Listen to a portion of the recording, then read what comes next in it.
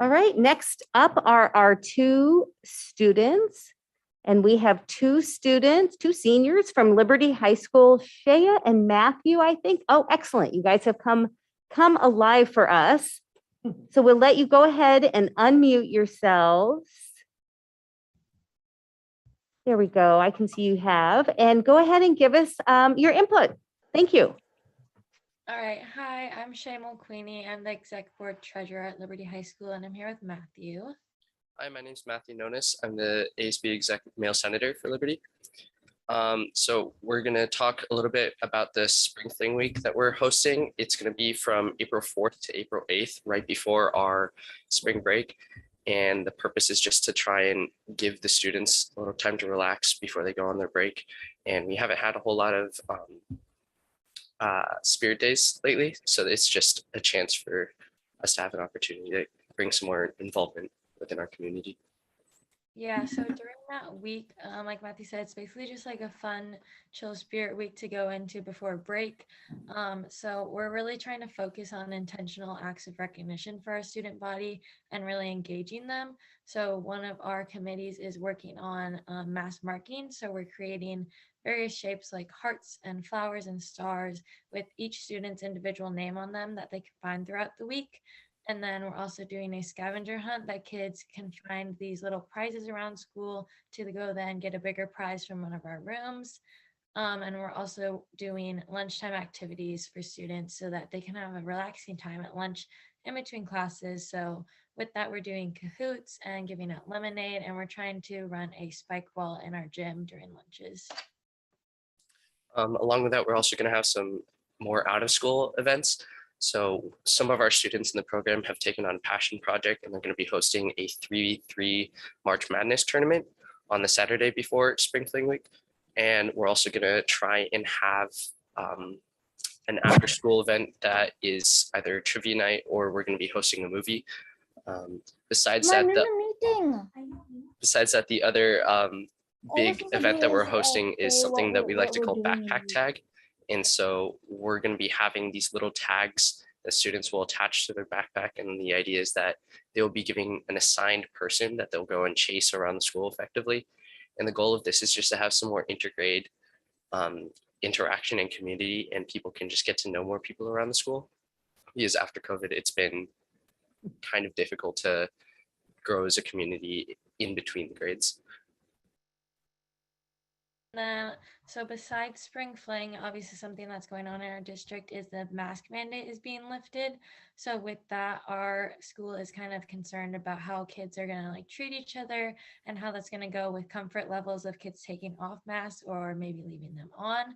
So one thing that our program is doing to kind of combat that and prevent any possible like teasing or stuff like that is we're having our video production team create a video that's going out to the whole school tomorrow that will be kind of on like mask etiquette and how to really respect each other's boundaries, and kind of help people realize that it's okay for them to have a choice if they keep their mask on or not, and kind of meet them in their comfort levels. So we're hoping that that video helps with that.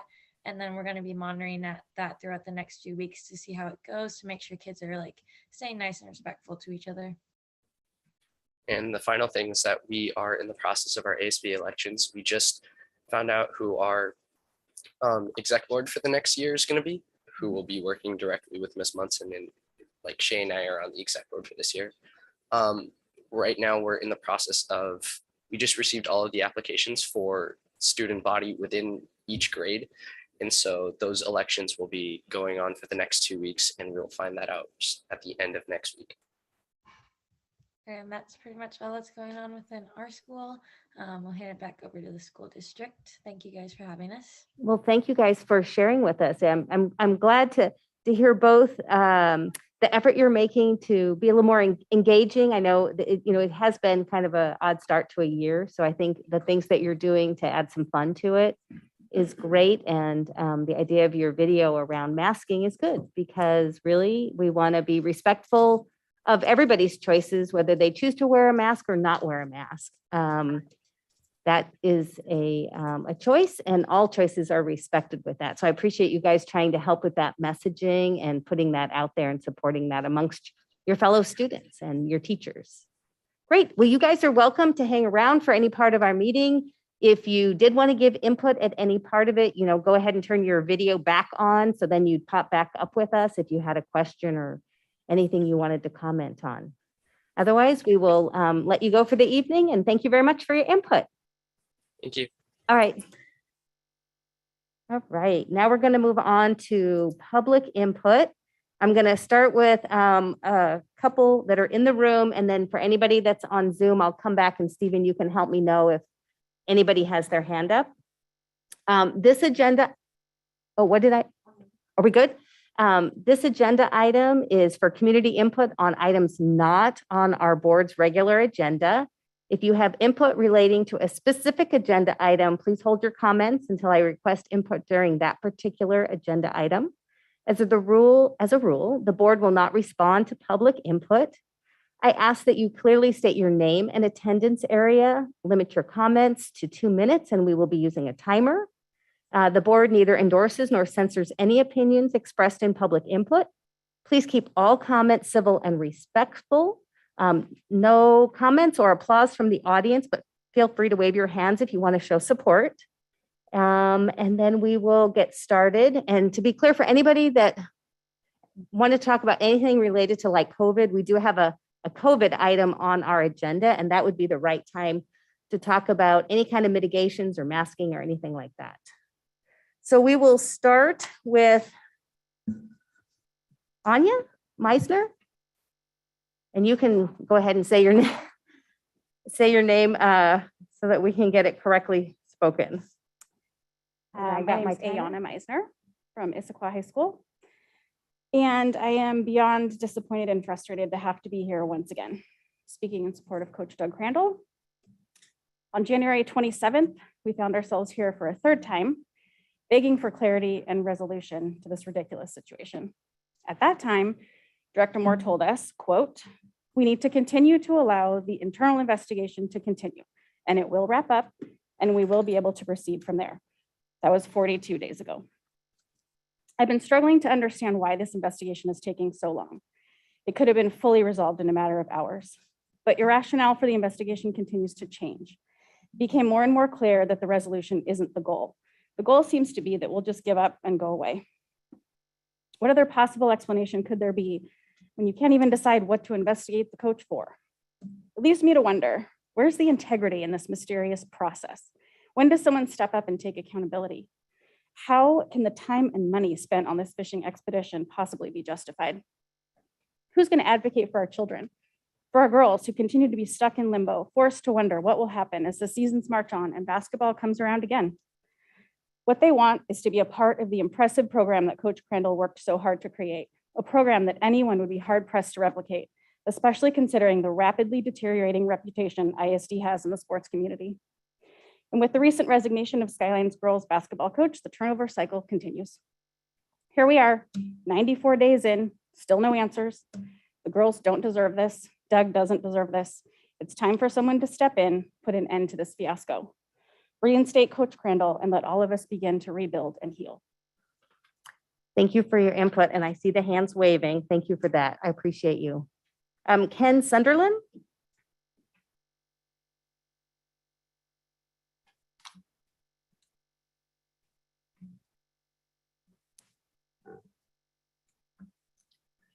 Hi, I'm Ken Sunderland from the Issaquah High School area.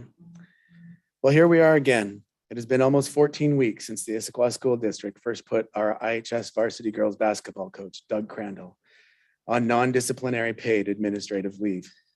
The same Coach Crandall who has unanimous player and parent support. The same Coach Crandall who has raised almost $24,000 for a legal fund to fight our obstinate ISD. The same Coach Crandall who cares more and puts more effort into both coaching and teaching life skills to our daughters than any other coach the girls have experienced. The same Coach Crandall who's had his name and reputation tarnished in our community because of the ISD's hunt to try and find any possible misstep on his part.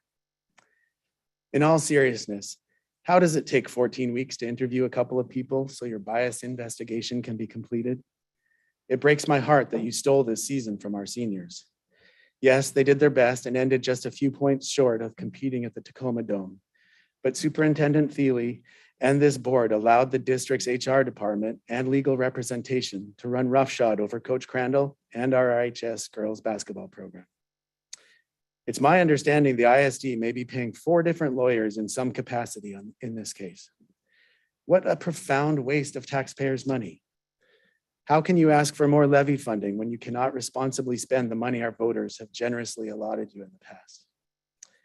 There's a saying, a good coach can change a game, but a great coach can change a life. If you understood these words of wisdom, then we wouldn't still be in this position over 3 months later. How is this board planning to address this situation that is needlessly being dragged out in an attempt to wait out the entire program? I am standing here on behalf of the parents to tell you this strategy won't work. We will not go away until Coach Crandall is reinstated and he receives a formal apology from our district. It is time to stop hiding behind bureaucracy and to do the right thing. Thank you for your time. Thank you for your input. I see you. Kathy Dillon.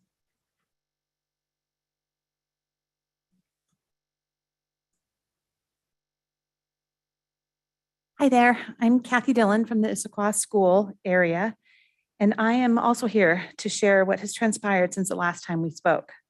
And unfortunately, that answer is nothing material at all. We are still waiting, and the players are still waiting, and Coach Crandall is still waiting.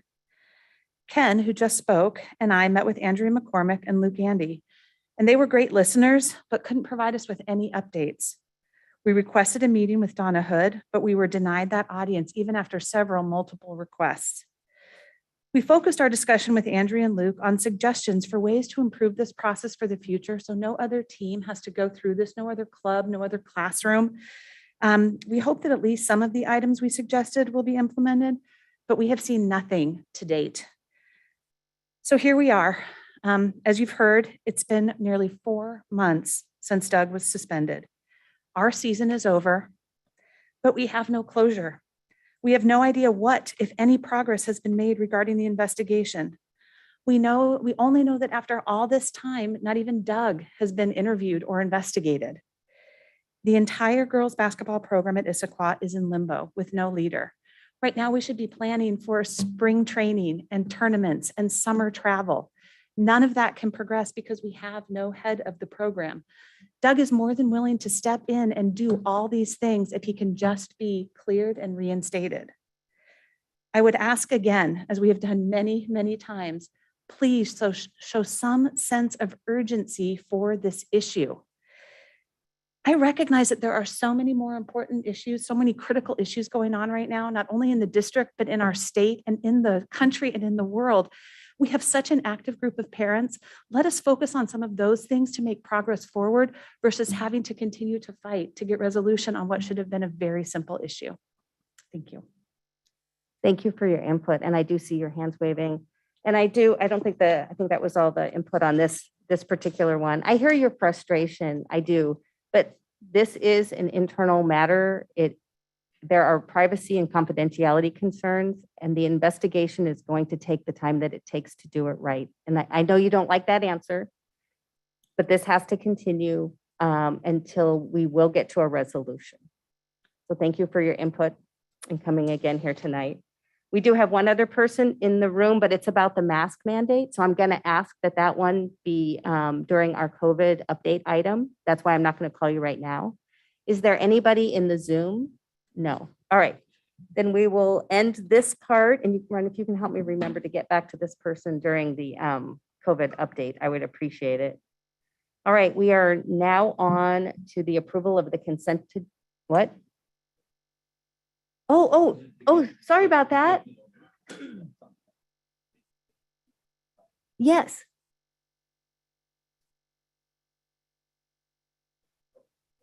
Oh, sorry about that. I didn't even read the little words underneath public input. Thank you for interrupting me so that I didn't go on because I didn't mean to miss that. But we can take care of that right now.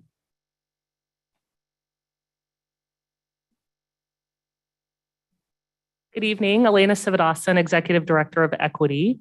I am happy and proud to present a flag from the Snoqualmie tribe that has been given to all of our schools in the district in recognition of our partnership with the tribe and our collaborative work with them around tribal sovereignty and since time immemorial.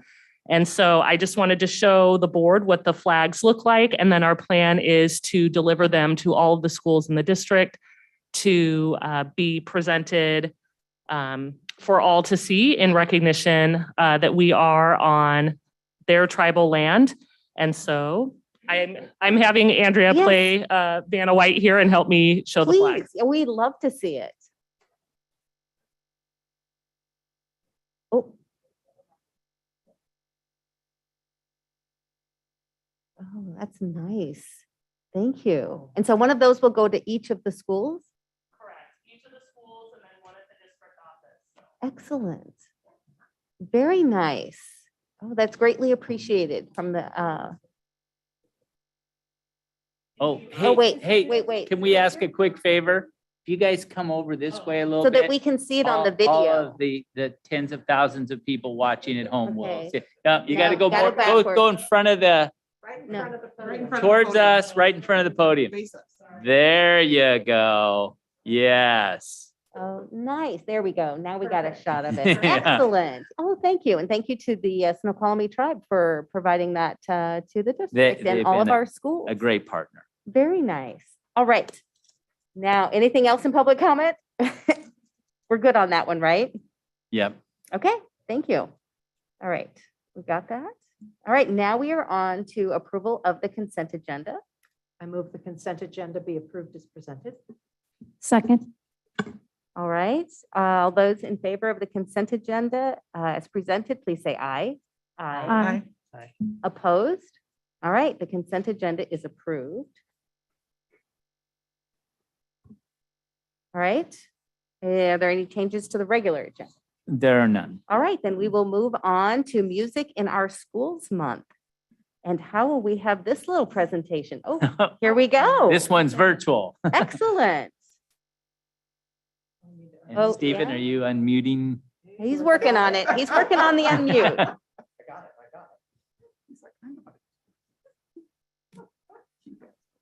All right, I think he got it. I think so too. I always bring so many people that I know he has to work hard to unmute us all.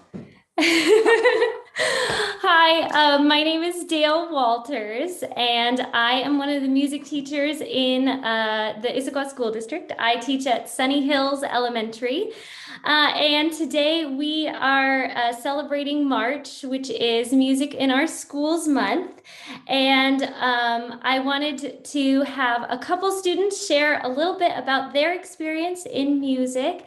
And then we have a short video, and then I'll just wrap up with some of the fun things that have gotten back this year that we didn't get to do last year. So I have a couple students. We're going to start at elementary and work all the way up to high school. So JV and Sarayu are both students at Sunny Hills Elementary.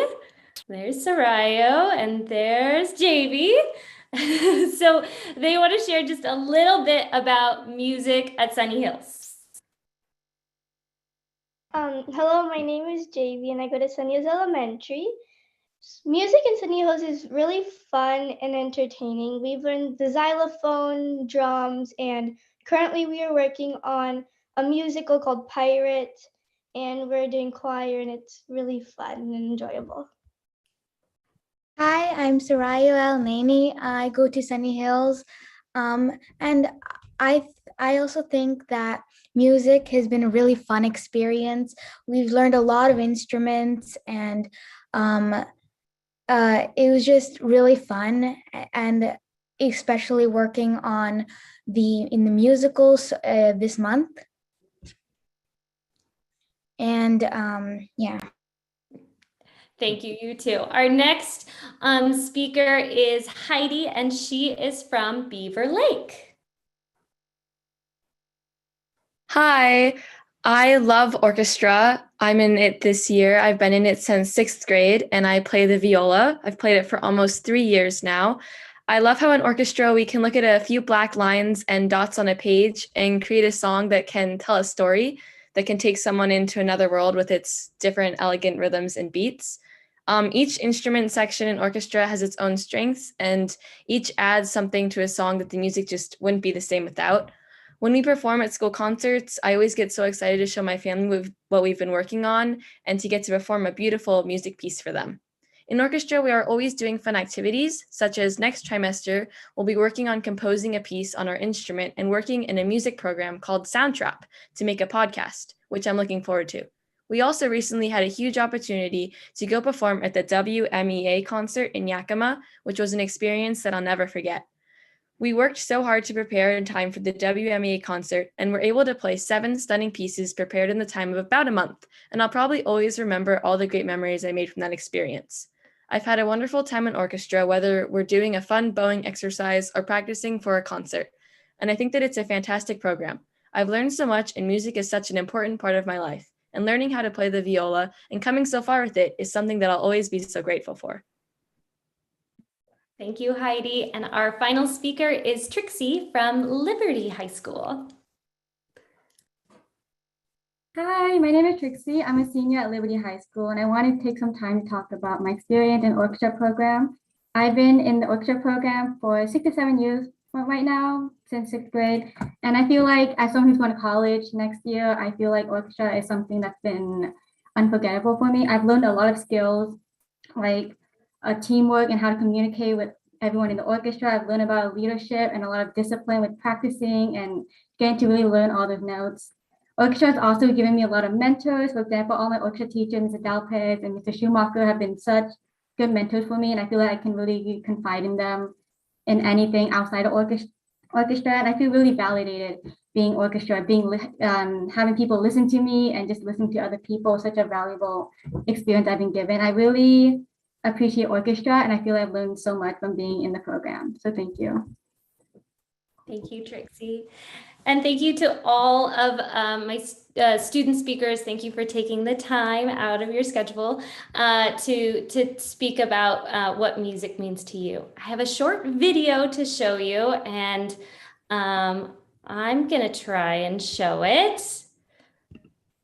Yes, Stephen, can she share her screen? Oh, here we go. Yeah, all right. Good job, you guys. We are off and rolling. Hey, we like this.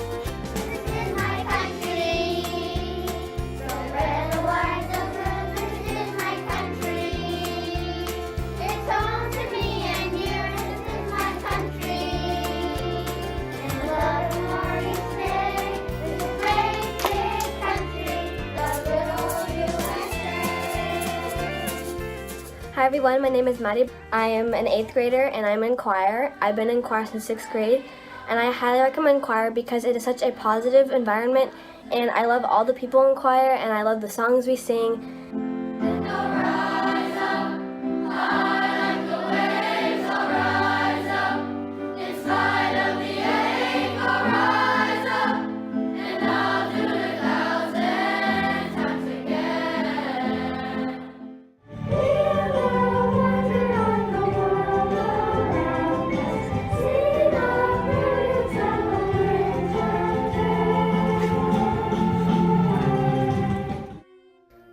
I chose orchestra because my sister did it and she thought it was really fun. And it is. I wanted to play in a group and it's really fun. You make tons of friends and you make a lot of great music.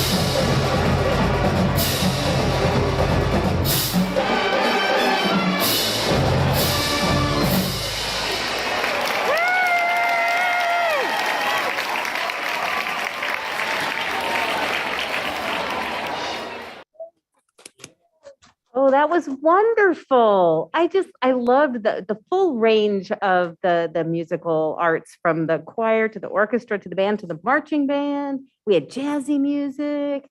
That was wonderful. One of my daughters did a choir from 6th through 12th grade. So I fully appreciate all the music.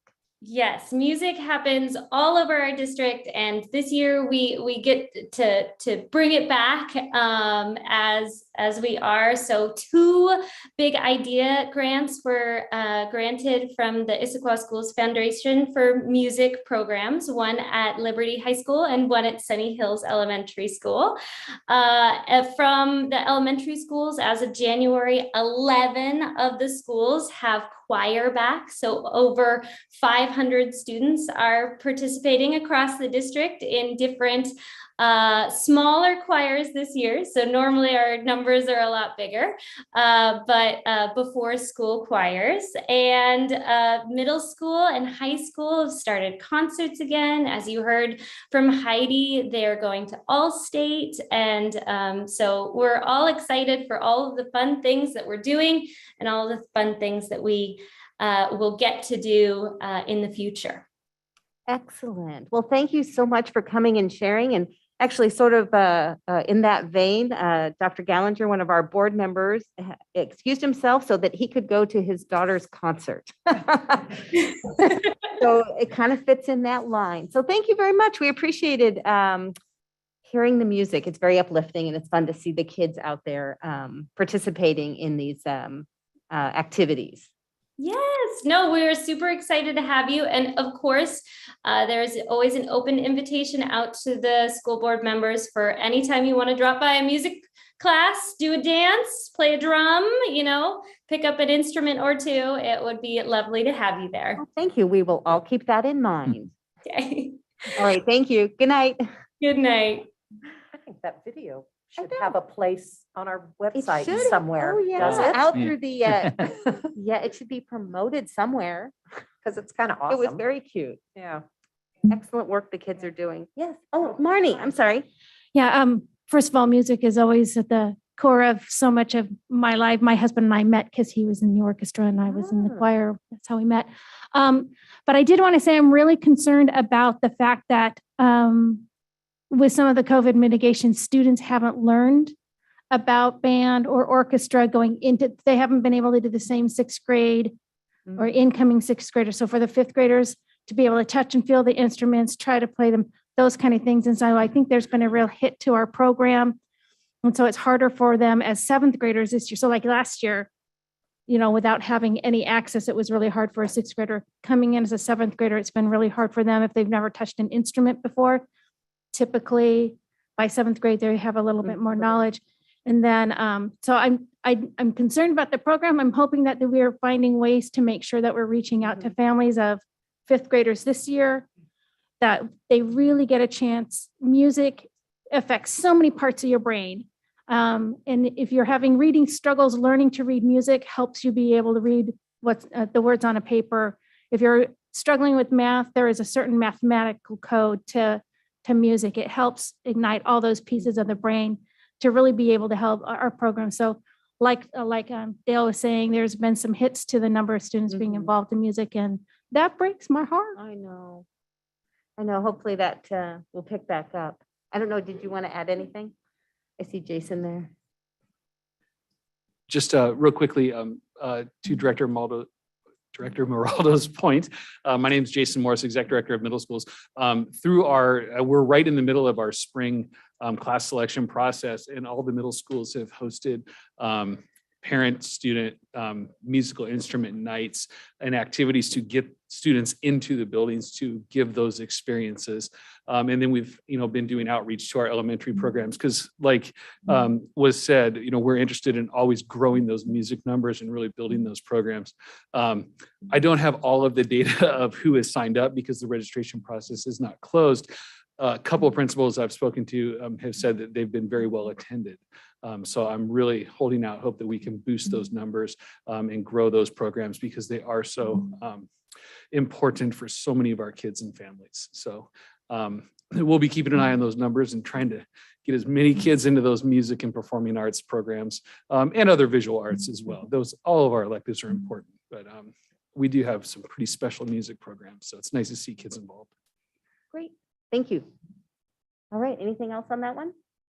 Well, I would just add that I suspect the passion of our incredible music teachers, they're going to get back out there and recruit those kids. I'm sure, and it sounds like they're getting back their old opportunities. So that will be helpful as well. Yep, they'll get to show off the music again. Yeah. Excellent. All right, we are ready to go on to our next item, which is an update with our superintendent search, Steve Louder. So we will let him into video and audio with our Zoom. And Steve is going to, hi there, Steve. He's going to share with us some information on the stakeholder report feedback. And then we can go through the next steps as we work through our process and just get an update on where we are. So Steve and Rich is here too. Thank you. Thank you very much. President Moore, thank you for having us tonight. Thank you for allowing us to help you through this most important process. I just have to say that music presentation was phenomenal. It was so enjoyable.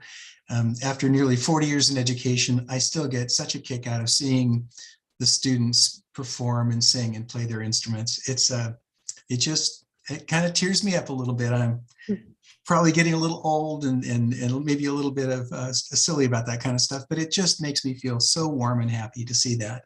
So congratulations on that. Tonight, we're going to talk about the executive summary of the stakeholder reports. We had approximately 24 meetings with community staff and students around your district, and that's actually more than we normally do. And that's good though. That was, we have a lot of information. Hopefully, let's see. I can share screen, it looks like. You probably can. Stephen can let you share your Yep. screen. So let him. Let me see. I don't think we need the agenda if you want to let us have, there we go. Perfect. The mind reader. Can you all see this now? Can, thank you. Okay, great. It's hard to hear a little bit, but so this is what we've tried to do is try to pick out the themes. Tomorrow, you should be getting all 24 plus or approximately 24 reports. So there'll be lots to look at, but so you can go in depth and see what's going on. But what I've tried to do is pick out some of the recurring themes and some of the things that have been shared amongst different groups in the community and the district. The first one talks about what's good about the community, and clearly the school district community is a wonderful place. Smart, well-educated folks who care about kids and want them to do well. And obviously tonight we saw some that are doing extremely well. Issaquah is multicultural, thriving, and a safe community that has typically provided strong support to schools. We have a high level of community involvement. We have many high-performing students. Family-friendly, values education, high achievers, values safety, values respect for all cultures. People are beginning to talk more openly about mental health issues, despite the stigma. The area has a pleasant climate, is very scenic, with a great deal of outdoor recreation. There's a variety of good restaurants, shops, and cultural events. Extremely supportive of the district, the community is, and public education. People are kind, accepting, and willing to volunteer. And then the themes about what's good about the district. Students are phenomenal, as again, we saw earlier. It was just adorable. They're smart, wonderful humans, and they are by far the best part of the district. Our schools are staffed with highly qualified and passionate people, and our community, COVID aside, is historically very happy with our school system. Many buildings are newer. Levies for building improvements generally pass. Our students represent many different cultures from around the world. We have high quality teachers that care about our students. And that theme keeps coming up. That staff in general, not just teachers, but all staff care deeply about students. We recognize the importance of mental health needs of our students. Students that complete our schools have access to post-high school options. We have fabulous facilities which are used by outside groups. The community really appreciates the facilities of the school district and enjoys being able to use them as well. Now, some of the issues. Let me preface this by saying every district has issues. Issaquah is a great district, but clearly, like all districts across the nation, the last 18 months to 2 years have been very difficult. The pandemic has created lots of communication issues, masking concerns, health concerns, and that has damaged a lot of relationships throughout the community and in the district. We're a small place that has expanded greatly. There is a racist element felt by students and families of colors. There are hidden students who are deprived economically. The new superintendent will face fiscal issues in the coming years. Many departments of the district work in silos. Certainly there is a feeling that they work in silos. We have some parts of MTSS in place, but need to continue that work. We have disproportionality in many aspects of the district and need to address those needs. Unmet, and this is something as well that is national, and my work on the West Coast, I see this a lot.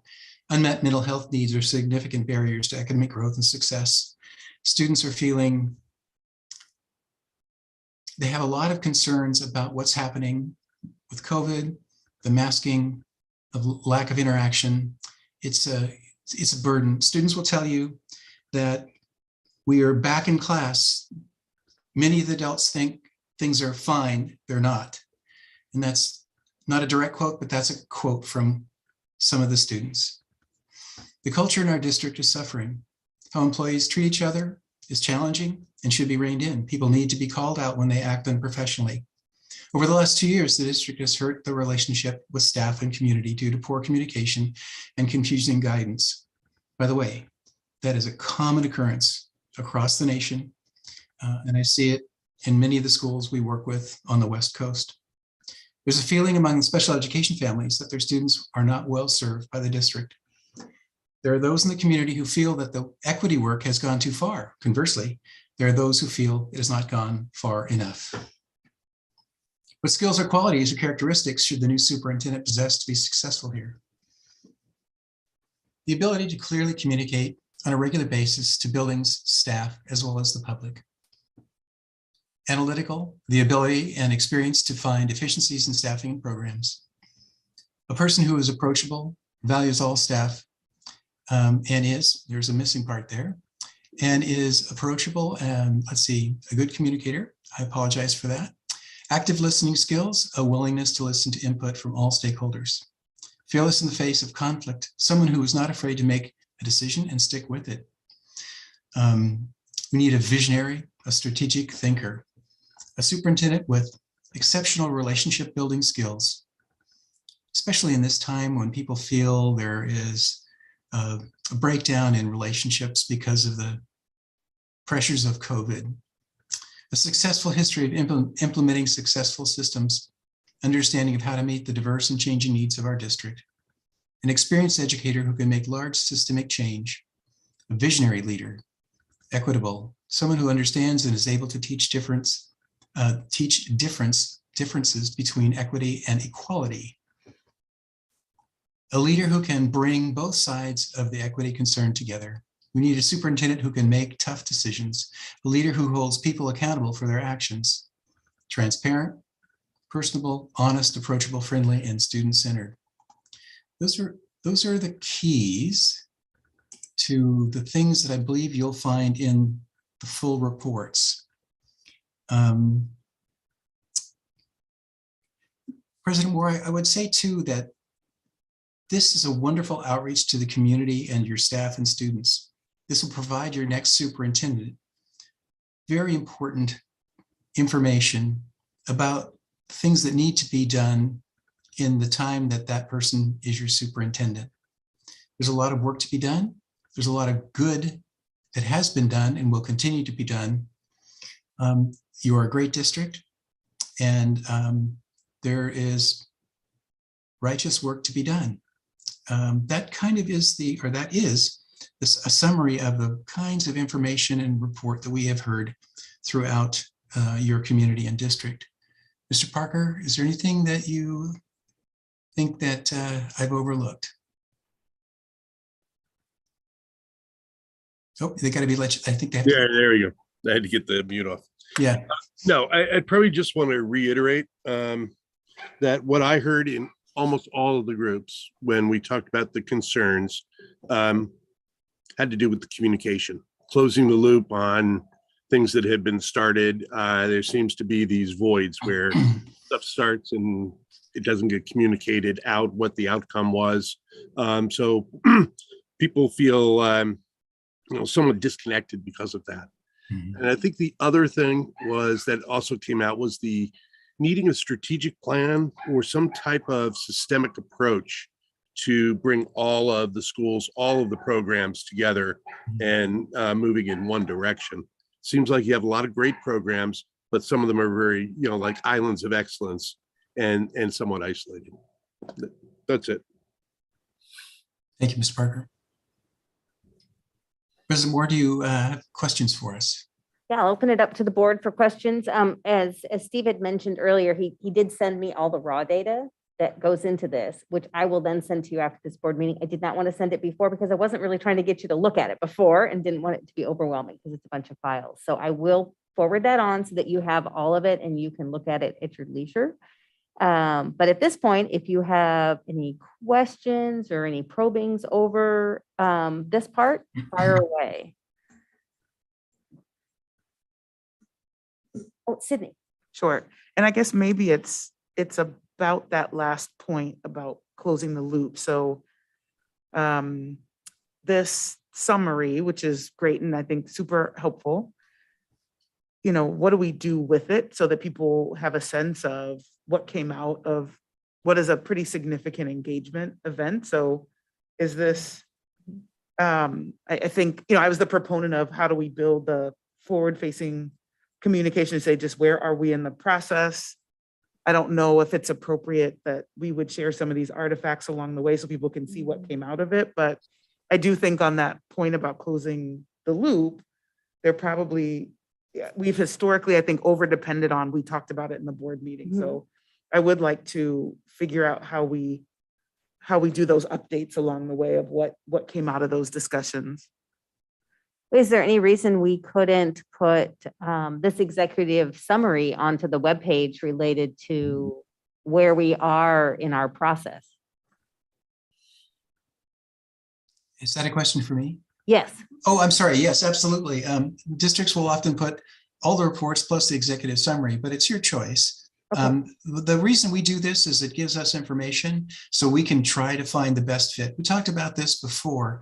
The reason our process tends to have longevity in those who are selected is because of these kinds of in-depth data gathering pieces. It gives the candidates an opportunity to see what's going on. It gives them a heads up. It helps them prepare for a potential interview. It actually is a good thing. I think everybody we spoke to, and Mr. Parker, you can weigh in on this too. Everyone that I spoke to was grateful that we were doing this, and they felt pleased to be part of this important process. So I think that seeing the outcome is a positive thing. A lot of times people don't want to share because they think that some of this is negative, and it's not really negative. It's important. People always have concerns, even in the best districts, like you are one of the best districts. And it's important to acknowledge the fact that there are areas to work on, to improve, to polish up. And I have no concerns about posting everything. But again, it's not my decision. I do think circling back to, at least here's a summary of what we got from all of the stakeholder input sessions, because there were so many, and we did engage so many people across the full spectrum of staff, parents. It was a broad spectrum across the community of our district to get this feedback. And I think it's important. We always love to hear the good things. But then again, it's important to hear the things that need to be worked on, because I don't think any of us would ever say that everything is perfect here. It is not. but we're always striving to make it better, and we have to know the areas to focus on to make that movement. And so I appreciate that part. Did you have something, Marnie? Well, I was just going to ask, based on this information that you've gotten, are you, the likelihood, like some of the superintendent candidates that you might know of or things like that, is this going to make it challenging to find somebody who's going to want to come here? Is it still, we're still good, but it's going to be hard to find somebody who's going to meet all of those kind of qualities we're looking for? I mean, that was an extensive list. It sounds like we're looking for, like, the hero of the village or something. I mean, we want somebody superhuman. Yeah. And just to be frank, every district wants the perfect superintendent, right? And so what you try to find is a person that has the best fit for the job forward. This does not scare people off. As I said, I think I've said to you, I was a superintendent for 30 years. This would not scare me in the least. In fact, this is a great place to come and work. Of the 27 applicants that we have, we're looking closely at 18 of them. So there's a lot of talent out there. What the hope is that we find, 3 top people that the board finds to be the closest fit in skill set, experience, and bring them forward to the interview process. So this doesn't scare a good superintendent off, and you have a lot of good applicants. We're happy to hear that. Suzanne. Yeah, well, I just had a couple of things. One is, I totally agree with Sydney. I think we should post this. We've got a whole page around the We do. superintendent search, right? We do. I think we should post this, and I think we should probably give it a little kick in the e-news that, by the way, those stakeholder groups, go to this page and see what they said. But the other thing, I looked at this report, I was surprised at how positive it was. I was expecting way more, oh my gosh, if you come to this district, you have to do A, B, C, D, E. And that's kind of based on the last 2 years of COVID life. And I think if we had done this 2 years ago, I would have expected it to be positive. I think after the last 2 years, I'm pleasantly surprised. So yes, there are some issues here that we have to work on. I thought the most interesting one was the equity work has gone too far. The equity work has not gone far enough. It's kind of nice to see that in print because we feel both of those polls in the input that we get as a board. So, and I don't think it's surprising. And I don't think it would be surprising to any superintendent candidate in a district as culturally diverse as ours. So I'm kind of pleased that it's as positive as it is. And I would think if I were a superintendent and I looked at this, I would think, yeah, this looks like a good place to work. Yeah, I mean, many of these things are not uncommon to be challenges in school districts, especially right now. And so it didn't seem like anything jumped out that was uniquely negative. All things to be worked on. I do think that, when you look through the things that we need to work on list, I agree with all of them. And I think we've talked about some of them, and especially the relationship with our community, the relationship with staff. We know it's been painful, and that's why we tried to initiate back up our conversations with our teacher groups and our wanting to go out there and do town halls when a lot of places are not even opening up their conversations to, public input has been hard. So I think that I agree with those, and anything that, our current superintendent's doing what he can during these final months, and then new superintendent coming in will be able to really continue that work of repairing and restoring those relationships. I will be interested to see the sub files. I mean, you can there's certain comments on here that I know whose voice that was in terms of the groups, and there's others. I'm really curious to just see how it broke out in the different subcategories. But like I said, I don't think there are any surprises on here. There's nothing I read that I thought, oh, I didn't see that coming. Right. I would agree. Yeah. Yeah. All right. Good on this part? Okay. And then, Steve, we were going to talk next steps.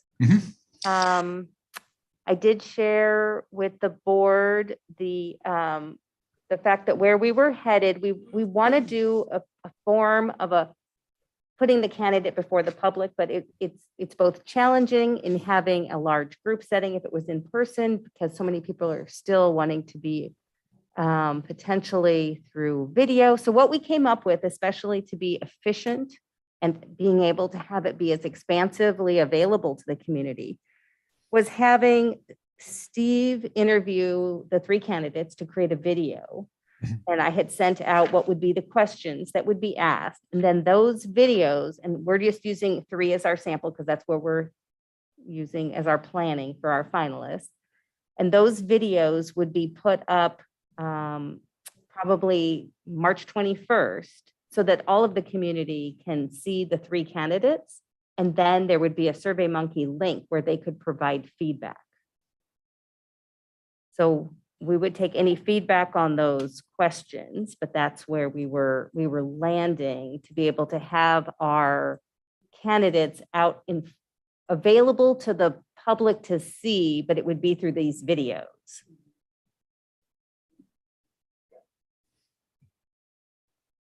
Okay.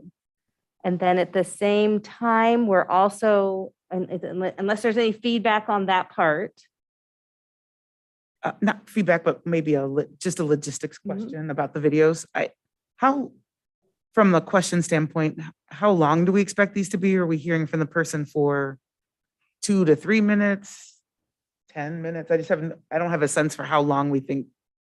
I'll let Steve answer that one. The answers to the questions are usually 2 to 3 minutes. Okay. And so probably no more than 25 to 30 minutes per person total. Oh, 2 to 3 minutes each question. Yes. Yes. Okay. There's always the introductory, tell us why you want to be the superintendent, and then do you have anything else you'd like to share to, enhance your candidacy, why you'd be the best candidate, that sort of thing. And then there's the questions in between. So somewhere in that neighborhood, you want it to be thrifty, but yet to try to be a good representation of the individuals. I mean, if they're too long, people won't take the time to watch them. If they're too short, right, they're not informative enough. So yeah, you have to kind of hit that sweet spot. I do like this idea though, because when we have public forums, it's so hard for people to be available all 3 days to be able to compare, contrast, who do I like better, that sort of thing. So this way, I think we'd get a lot better feedback from people. Right, and all 3 videos would come out at the same time and allow people to provide the feedback we want through the SurveyMonkey is like strengths and weaknesses. What we want to know is when they observe and watch and listen to the answers, what do they see as the strengths and weaknesses of each of the candidates? And so that's what we will be looking for in that feedback. And then they will gather that and we'll be able to collect the feedback. If we can get the videos up, let's say Monday morning, and they go out in the Monday e-news, right, as another means of promoting them, and then take input maybe through Wednesday morning, because we're looking at trying to collect all this feedback as quickly as possible, because we hope to be analyzing the candidates ourselves by Wednesday evening. Marnie? This is going to be a difficult task. You have some very good people. Yeah. I like that. I like that kind of difficult task. I hope it's difficult. Marty. So for question number 2, the way it's worded, as a leader in our district, how will you work to affect change and work to get others behind this change? I think it's almost a cart before the horse question, because you're asking them about changing things within our district without really knowing our district well enough, not having enough time in the system to know what change might be needed to even know how to do that. So I was wondering if it's better to ask, how do you manage change within a system? And how do you get others behind your change, behind a change in the environment, or a change in culture, or a change in work, rather than giving the impression that we expect them to come in and change everything. I mean, inevitably that happens when you have a new leader. They're going to do things their own way. But I think I'm more concerned about how they manage change as a philosophy. Almost like what is their kind of idea around change and how they do that? I'm glad you said that because that question was bothering me and I couldn't put my finger on it, but that is what was bothering me. Like, wait, do we want change? Are we sure we want change? I mean, and the other thing that I would just add on that, when you talk about getting others behind this change, can we be more specific and say staff and community, because those are different things. Yeah. And I Yep. sort of want to, I sort of want to probe into that, you know, how do you communicate? How do you talk to the community about what's good, what's bad, why you want to do whatever it is you want to do? I think that's fair. We lost Steve. I don't know if he Uh-oh. dropped off his Zoom. He's still there? Oh, okay. Yeah, I think that's fair. Can you be my scribe, Suzanne? Oh, now you. Sorry. Yeah. I heard all of the comments. I'm sorry. Good. I think that, you know, those are sample questions. I think the board certainly has free reign to change, manipulate, and massage them. So the intent is to try to get as much information out to the board, but the community as well, about this individual, their process, their characteristics, their style as possible. So. Good. Oh, Sydney? I think the question I would love to know here, and I think would be interesting to share, is for the person to talk about what they're most proud of in their experience to date. It's one of my favorite interview questions, and I think it tells a lot about what people consider to be difficult or not, and what people consider to be success. And so I'd love to get that sense.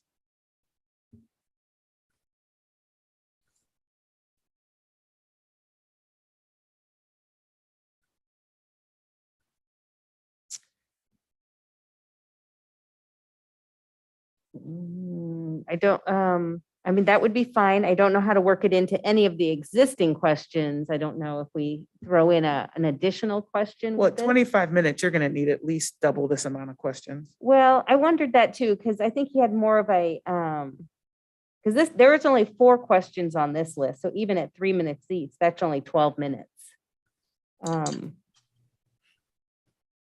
So that certainly could be added and still stay within that time. Interviewing has become my latest talent. Yeah, I spend a lot of time interviewing now. There you go. And podcasts. So a sense of time, like this will get you about 8 minutes, 8 to 10, unless you have an incredibly verbose person, which of course is telling in and of itself. And so you're probably at least double this, maybe a little bit more to get to 20, 25 minutes. Right. And we can work on that if, but I think, back to like what people are saying is important. There is a bit about Issaquah pride that I think is important to our community. And I'd love to know, what are these people proud about? Like what is in their past that brings pride? Going back to what the community is asking for, and we've been asking for, is around communication. And so maybe a question about their philosophy around communication. How do they view is effective communication?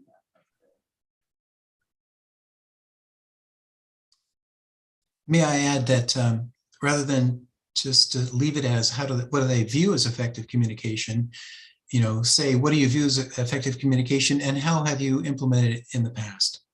So you have not only the general sort of book answer, you also have the practical. This is how I've implemented, and this is why it's been successful for me. Good. Okay, that's good, because you're right. A lot always does come back to communications. And, one of the challenge there is what meets one person's needs for communications is not what meets another person's needs. And so it's a super challenging one to meet everybody's needs because it's unique and diverse. At the right time. At the right time, in the right moment, mind you. All right. Well, good. So we'll take into account those changes and add those in. I think it puts us in a place that works. All right. And I think the I think- video format's a The video very format's nice, good. and very nice way to handle it. Yeah. And I think with the two that you've added, I think that sounds like about the right amount of time to Time me. to do this. Because we've got our own more in-depth interview. Oh, we do. And the advisory Right. So that was, committee has their own in-depth interview. So, yeah. right. So the next piece I wanted to talk about that's part of our process is we're also creating an advisory interview group that has about 10 people on it, members from our labor groups, a student, PTA council, ISF, and then parents/community members, because parents are community members, but we identify them separately just to make sure we mean them too. And so we had put it out in the e-news to have people that are interested to send us information. And we've had like 20 people already submit their name for this. So I'm very excited that it was actually seen in the e-news. And people want to do it. And people want to do it. And so we certainly can't have that many people on it. So unfortunately, we certainly can't pick everybody. It will just be picking probably up to 4 people to be on it. But I'm very excited because then we have a range of people who are parents, people who are community members without children in the community, and we'll be able to incorporate this into our process. And this group will have pre-selected interview questions that the board is going to pick. And so that segues into picking the interview questions. And so Steve has provided to me a long list in different categories, sample interview questions. And what I'm going to do is forward it on to you. And what Steve is asking is that, because we're doing it electronically, let's say highlight in yellow 2 or 3 questions from each category, and then save that file and send it back to Steve. And then what he's going to do is help us compile where we had commonality or similarness in the questions to kind of come up with what will ultimately be our questions, and also the questions for this advisory group, so that we're each asking similar questions in our interview. And then the important part of the advisory group is that what they'll be doing is, again, providing strengths and weaknesses. They don't get to, it'll be made clear, they don't get to decide who the superintendent will be. They don't get to vote. We don't really want their top pick. What we want is information on strengths and weaknesses of each of the candidates. And these people that are on this advisory group will interview all 3. All the people will be at the interview for each of the candidates. So it'll be great consistency to get that feedback from the same group of people. So I don't know, did I miss anything about the advisory interview group or the interview questions, Steve? No, I think you have hit it exactly on.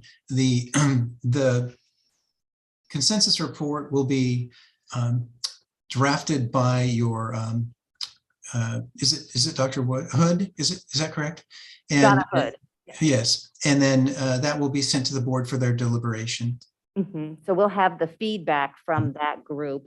We'll have lots of feedback to take into account, but that will be one of the pieces. Sydney.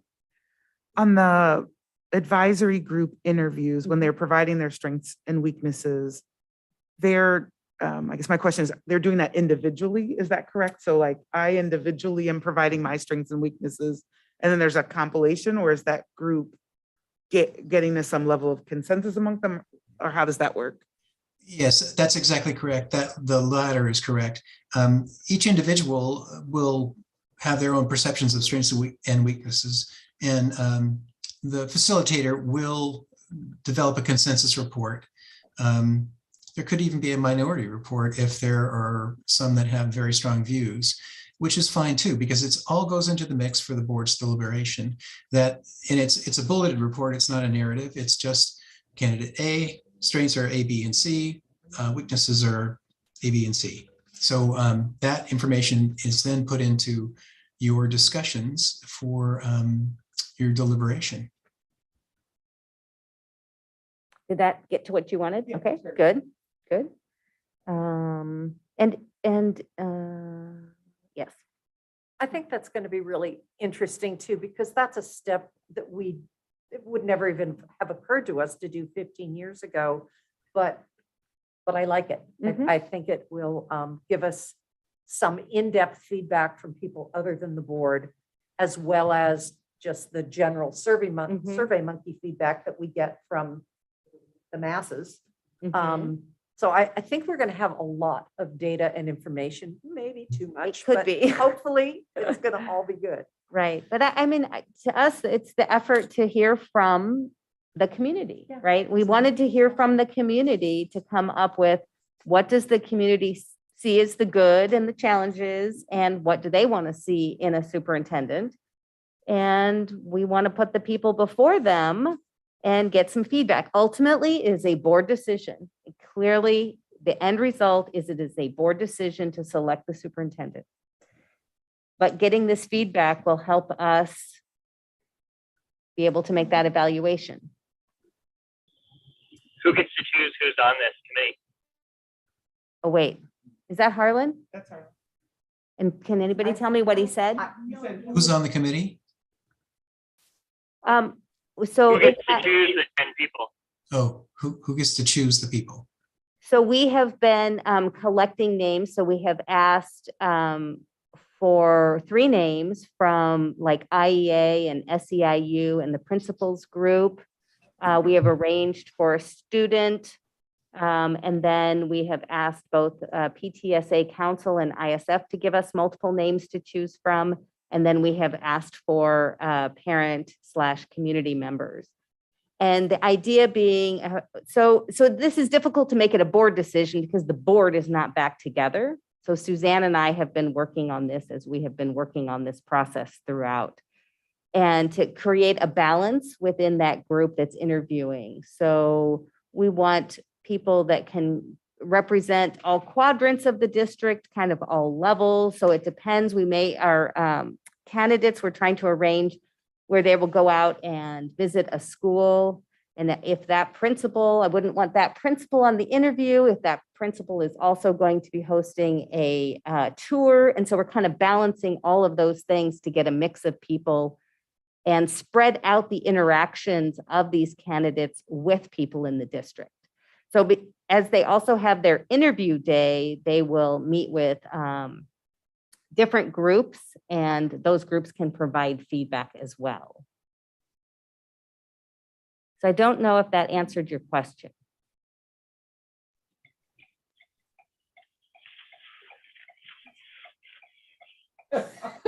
What did you say? He's turning, you can hear the blinker.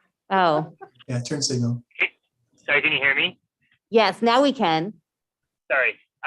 So my question is or my comment is I would like to, and I'm sure the rest of the board would like to just see who is everyone who has, what's the universe of who's expressed interest, and then what the final list looks like. Sure. Before. No problem. I can share that with the board. Absolutely.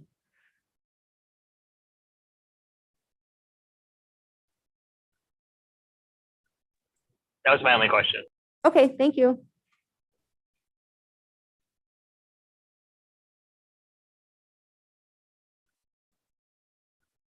I will make one slight sidebar since we mentioned what a good response we got from the e-news request for folks, that what a beautiful revised e-news Oh, I know. that is. And I just wanted to acknowledge what lovely work and how nice and easily readable that is. So.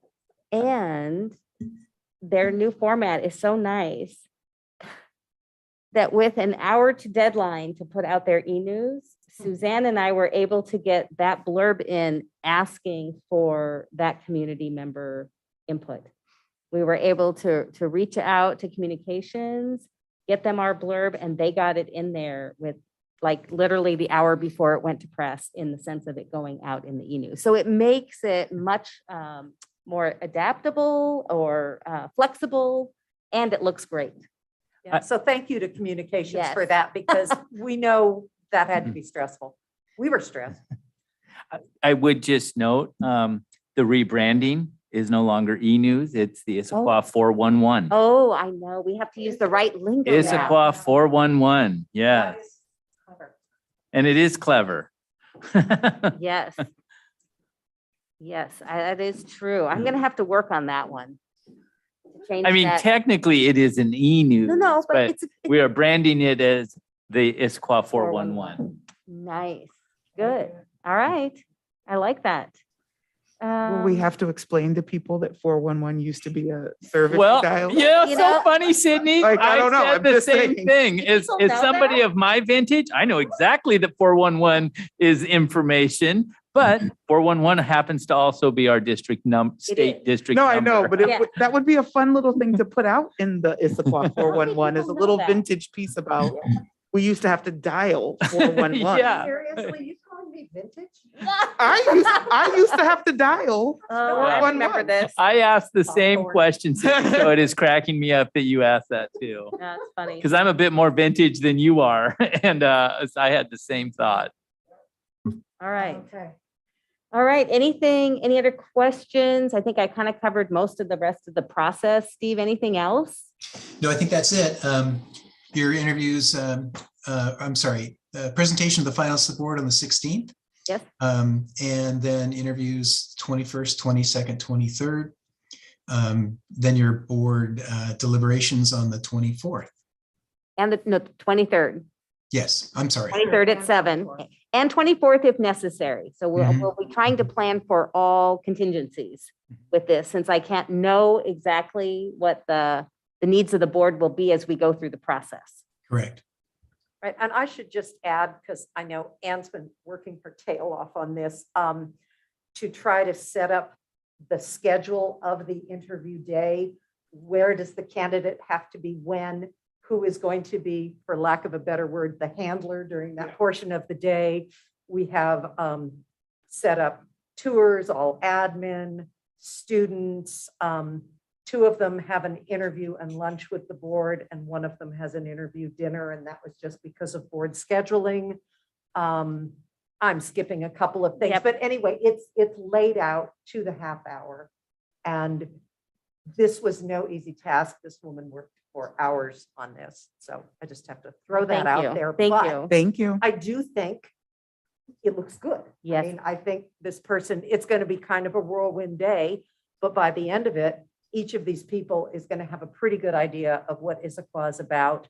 And I think a fair number of people in Issaquah are going to have a pretty good idea of what these people are about. So Absolutely. that should be exactly what we want. I think so. It'll give us definitely a lot of input. And then I will share, as I've just about finalized the schedule, I will share that with the board so you can all see who they're meeting with. And, it's limited time. And so we had to make choices about who they could meet with and what they could do. And that was our best move going forward. So I'll share that out. All right. All right. Unless there are any other questions or things we need to do, then I think for this moment, this group is good. And I will pass out the homework to the board, which is the interview questions, and ask you all to take a look. If there are instructions at the top of it to select 2 or 3 out of each category and send it to Steve by Monday. And if you don't, then I will hound you.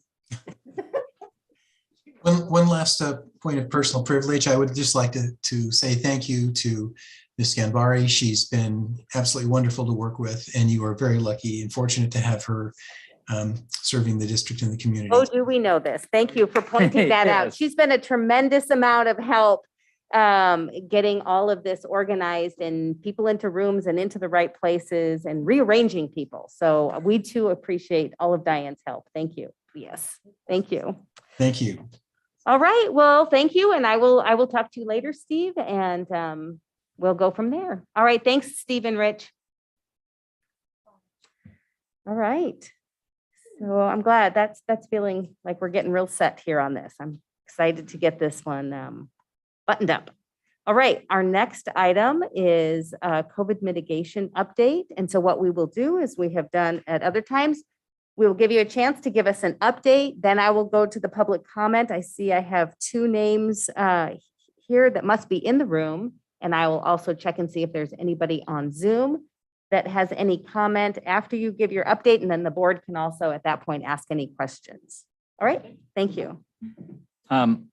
Before I dive in, I do want to note, because I suspect that there's probably 27 highly interested people watching tonight.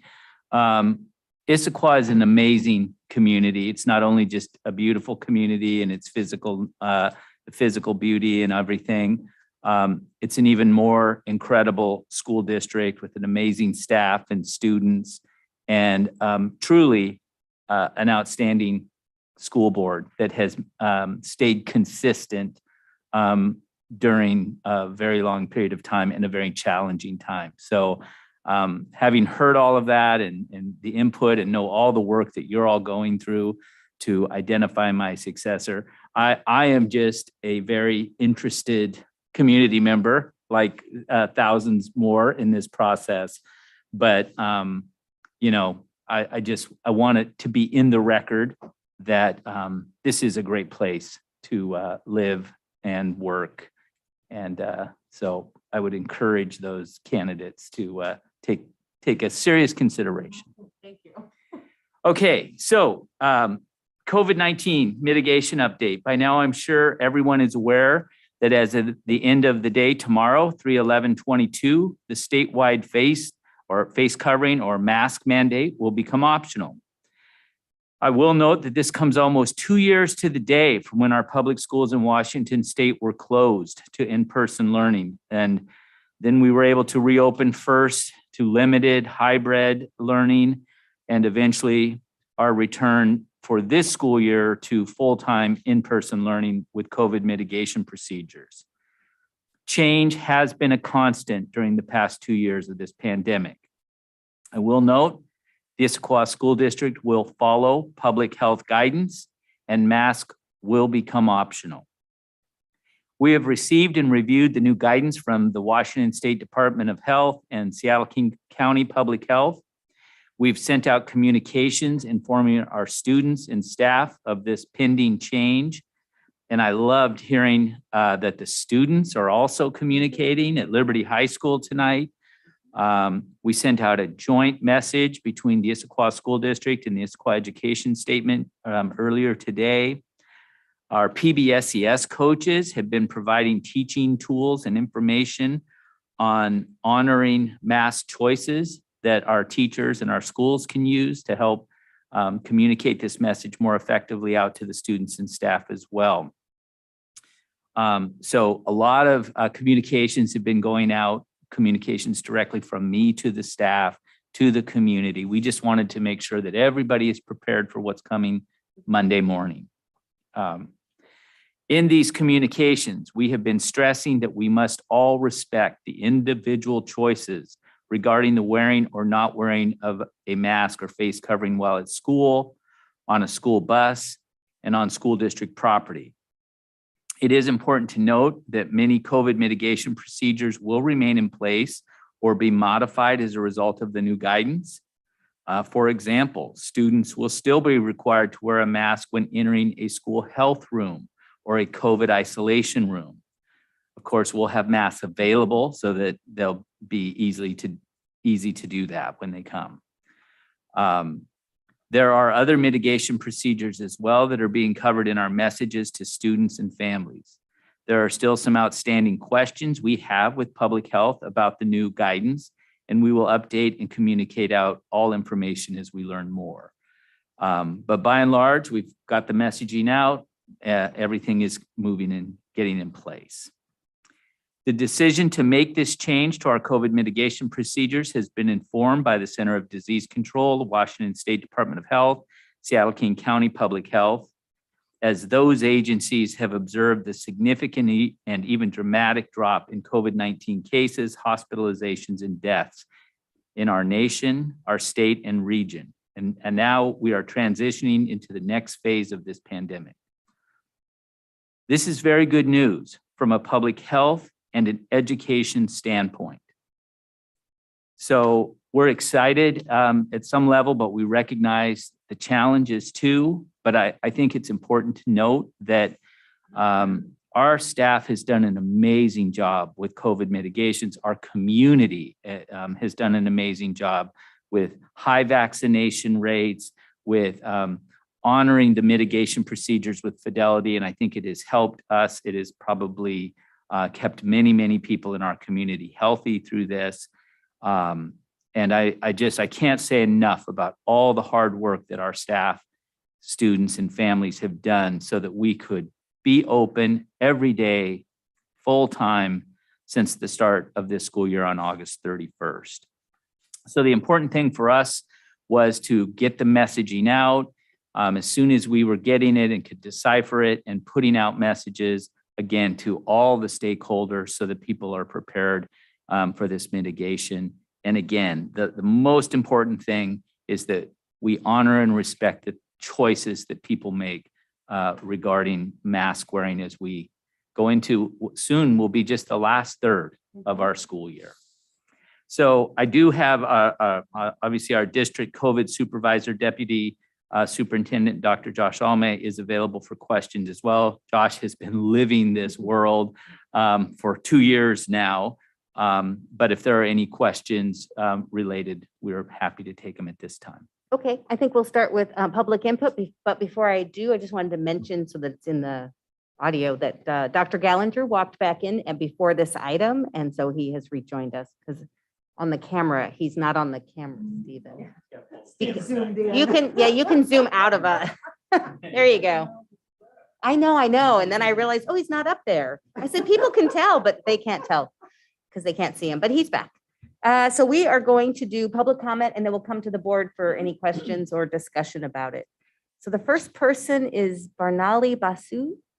And I know you were here for my early part, that public comment, if you could state your name and attendance area, and then we have a 2-minute timer that will ding ding at the end of the 2 minutes. Okay. Am I audible? Yes, we can Okay. hear you. Thank you.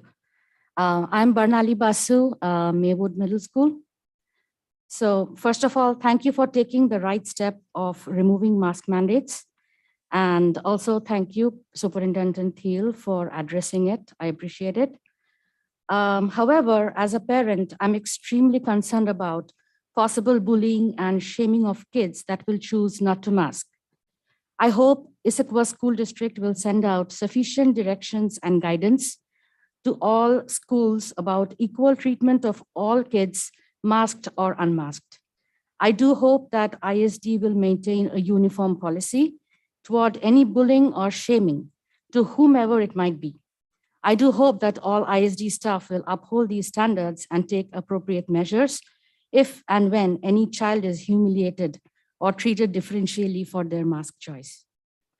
I look forward to receiving a well-articulated steps of consequences for anyone that engages in bullying or shaming with no exception whatsoever. Also, I know this is not the right forum to present the plethora of scientific studies proving the harmful effects of masks on children, but just a heads up that my family will not go back to allow masks on our child again. I would rather unschool and homeschool my child, but never have her oxygen supply constricted again. I'm sure there are thousands of parents that think like me. I really hope ISD will independently assess risks or gains associated with any public health measure before forcing it upon our children without substantial, well-designed and realistic scientific studies. Thank you for opportunity to speak. Thank you for your input. Next up, and I will go ahead and point out if there is anybody on Zoom, you can raise your little hand and I'll come to you next. Caitlin Schreiber.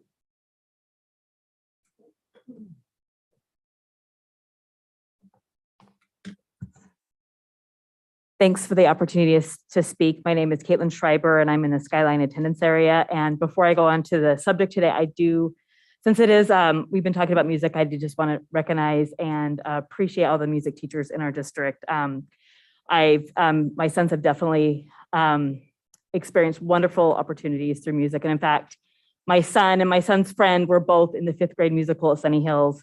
And my friend's mother and we looked at each other and realized that, wow, our sons need to pursue performing arts. And as a freshman in college, one of them is at a very prestigious acting program and the other one is at a very prestigious music program in college. And I really have to say it's because of the amazing music curriculum. But let me go on to why I'm here. And I do want to talk about masks. And First, I really do appreciate the clear communication and also the changes in the website. But I do want to speak to those about those that can't speak for themselves, particularly preschoolers. It's just come to my attention this afternoon that it seems at least some of the preschool programs in our district will continue to mask. I am very perplexed by this decision. And as a parent of a child with hearing loss, I'm very troubled. He's 14 years old, far past this age group, but the delay in his learning is real and it is still there. His vocabulary is a lot smaller. His communication is slower. And knowing what I know now, if he were asked to have to wear masks for so long and all the negative consequences that have come with that, I would be very, very troubled by this. And I'm just going to quote something here, which is the continued masking of preschoolers as we unmask everyone else is not justifiable. This group is at a very low risk of serious disease and may well be at higher risk for negative effects than older kids. Some policies make sense, and the masking has made sense even though it's been more conservative than many of us have wanted to, but this policy does not make sense. Thank you very much. Thank you for your input. Is there anybody on Zoom? I don't see any hands up. So we will go to the board for questions, comments, unless you have anything else you'd like to add. All right.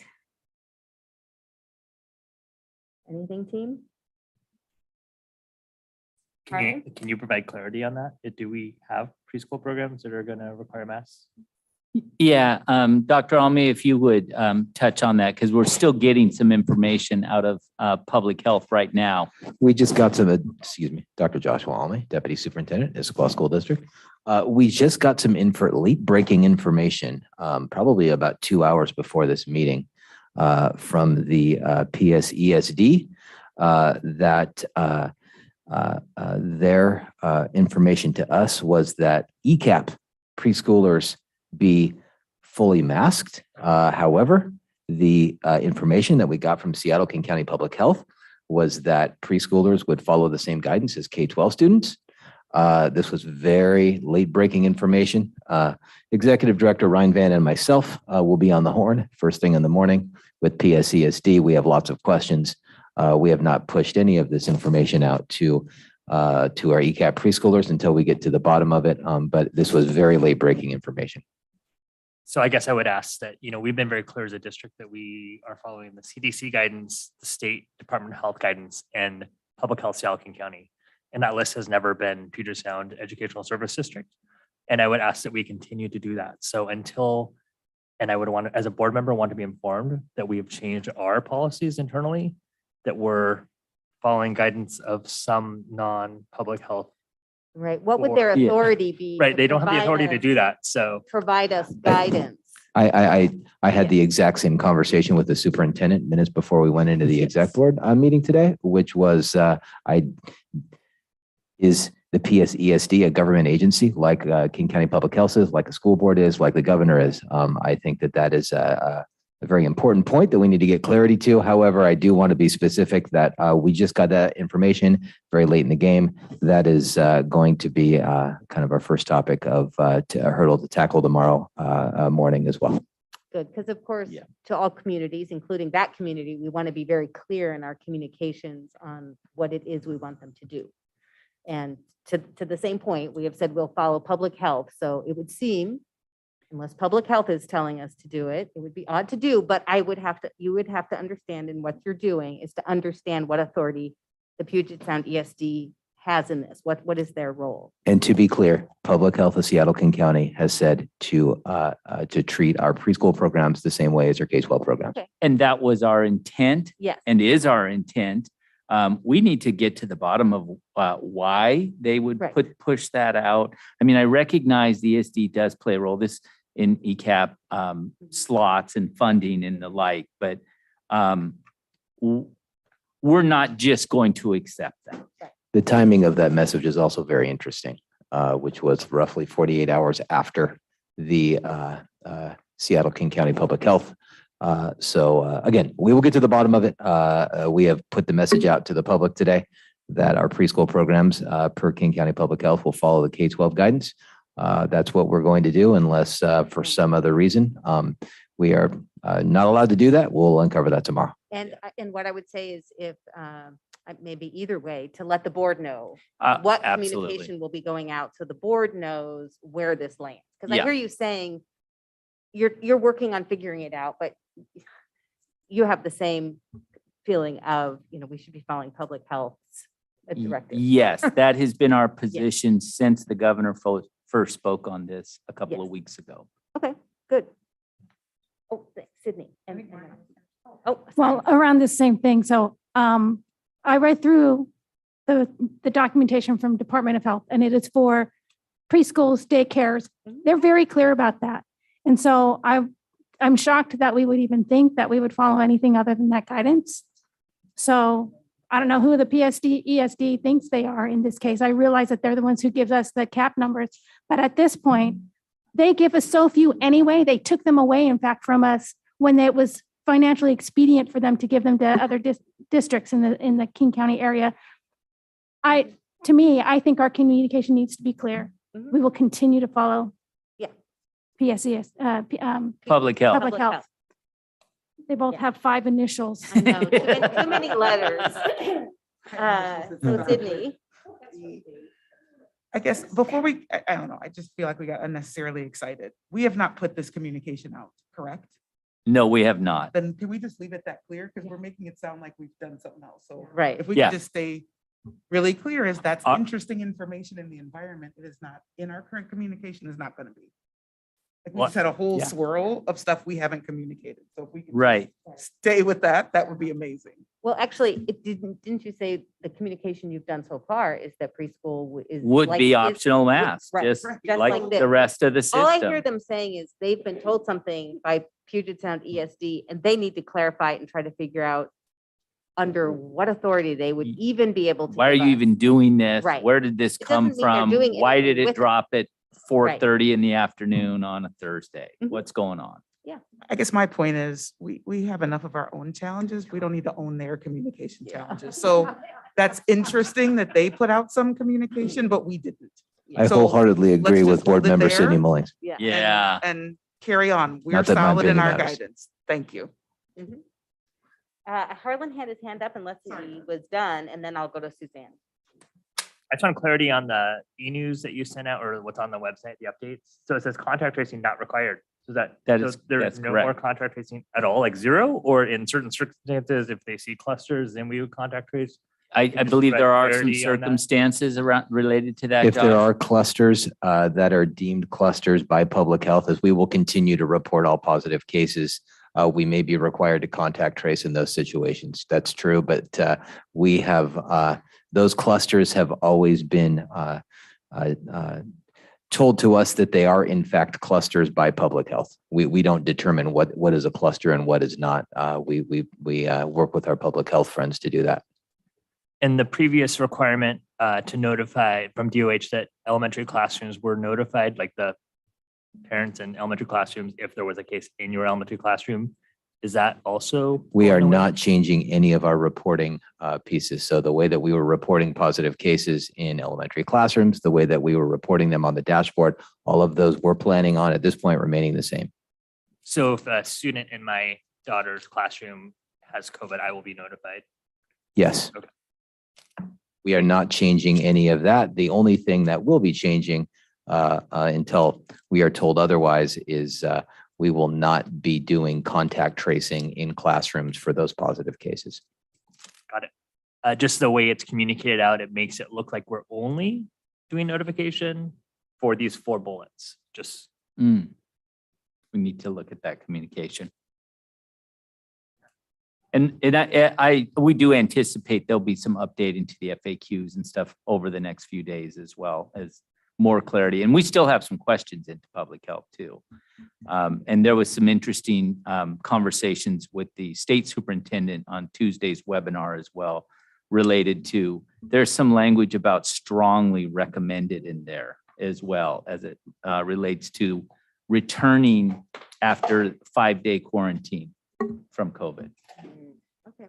So there's still some clarity that we need, but by and large, I feel like we have good clarity. I mean, the main takeaway that I want people to hear is when your child comes to school on Monday, masks will be optional. We, as the public input was, and I sent this message very similar to what was being suggested to the staff, reminding us all that we will not tolerate people not respecting other people's masking choices.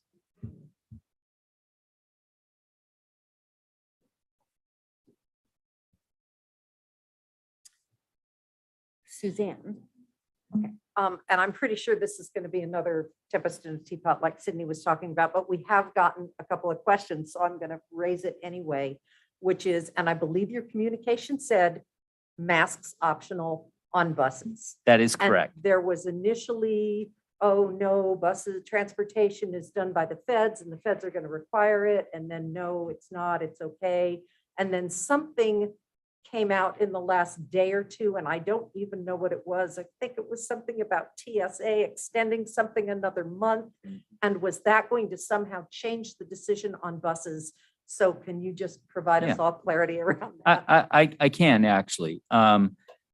Yes, initially there was on public transit, masks still required, but there was always a carve out for school buses on that. So some people were confusing a public transportation bus like a metro bus with a school bus. But on school buses, masks are optional. They are not required. And I saw the same article today.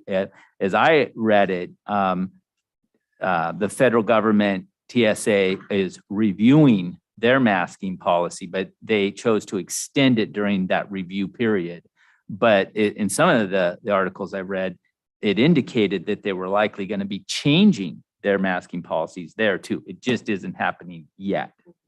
But that in no way, shape, or form Does affects not. school buses. Does at all. not. Does not. Okay, No.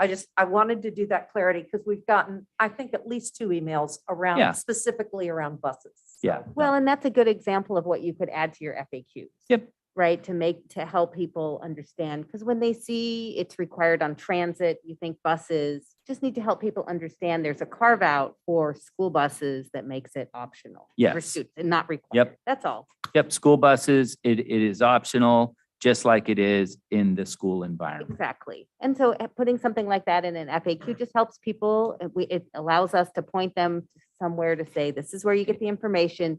This is how it relates to schools. I believe it's been in our messaging as Yeah, well. good, That okay. on the buses, it is Yeah, I optional. wanted to be clear. Mhm. No, I don't think, again, I was not challenging your messaging. You messaged what I thought I heard. Yep. I just wanted to be sure. Oh, we get it. There's been so much messaging in the last 2 years related to COVID and COVID mitigations that it is understandable that people could be a bit confused. Sydney. I mean, my sense of I'd say a number of folks in the community is there's an anxiety about the Friday night surprise.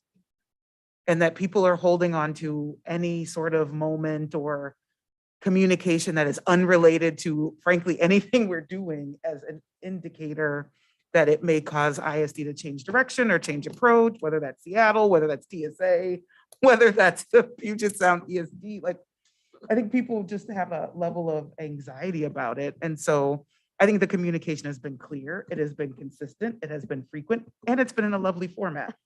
So what I hope is that we can just get to Monday. And if Yes. people, to your point, if, you know, I can tell you there's split decisions in my house about what happens on Monday, but people will make a masking decision. Everyone else will respect that, communicated that internally, communicated that externally, and we're going to go forward. This one we can just all breathe through, hopefully, and get through Monday as well. But I think we have to acknowledge that that is what the panic is. What tea leaf am I overturning in some near or distant place that would indicate that we 6 are going to change something on Monday, and we're not. We're not. All right. Any other questions? All right, then I think we can be done with that one, and we'll turn a new leaf on Monday. We're looking forward to it personally. And we are now on to student representative discussion. You guys were very busy and you sent us some things. And I will turn it over to you guys to fill us in on these particular papers that you sent us and where we're going from here. And by you guys, she means Sydney. Okay, so I mean Sydney.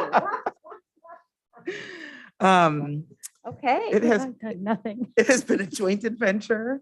And I sent my email. Thank you to Andrew McCormick, who's likely going to have to join me at some point in this conversation as well.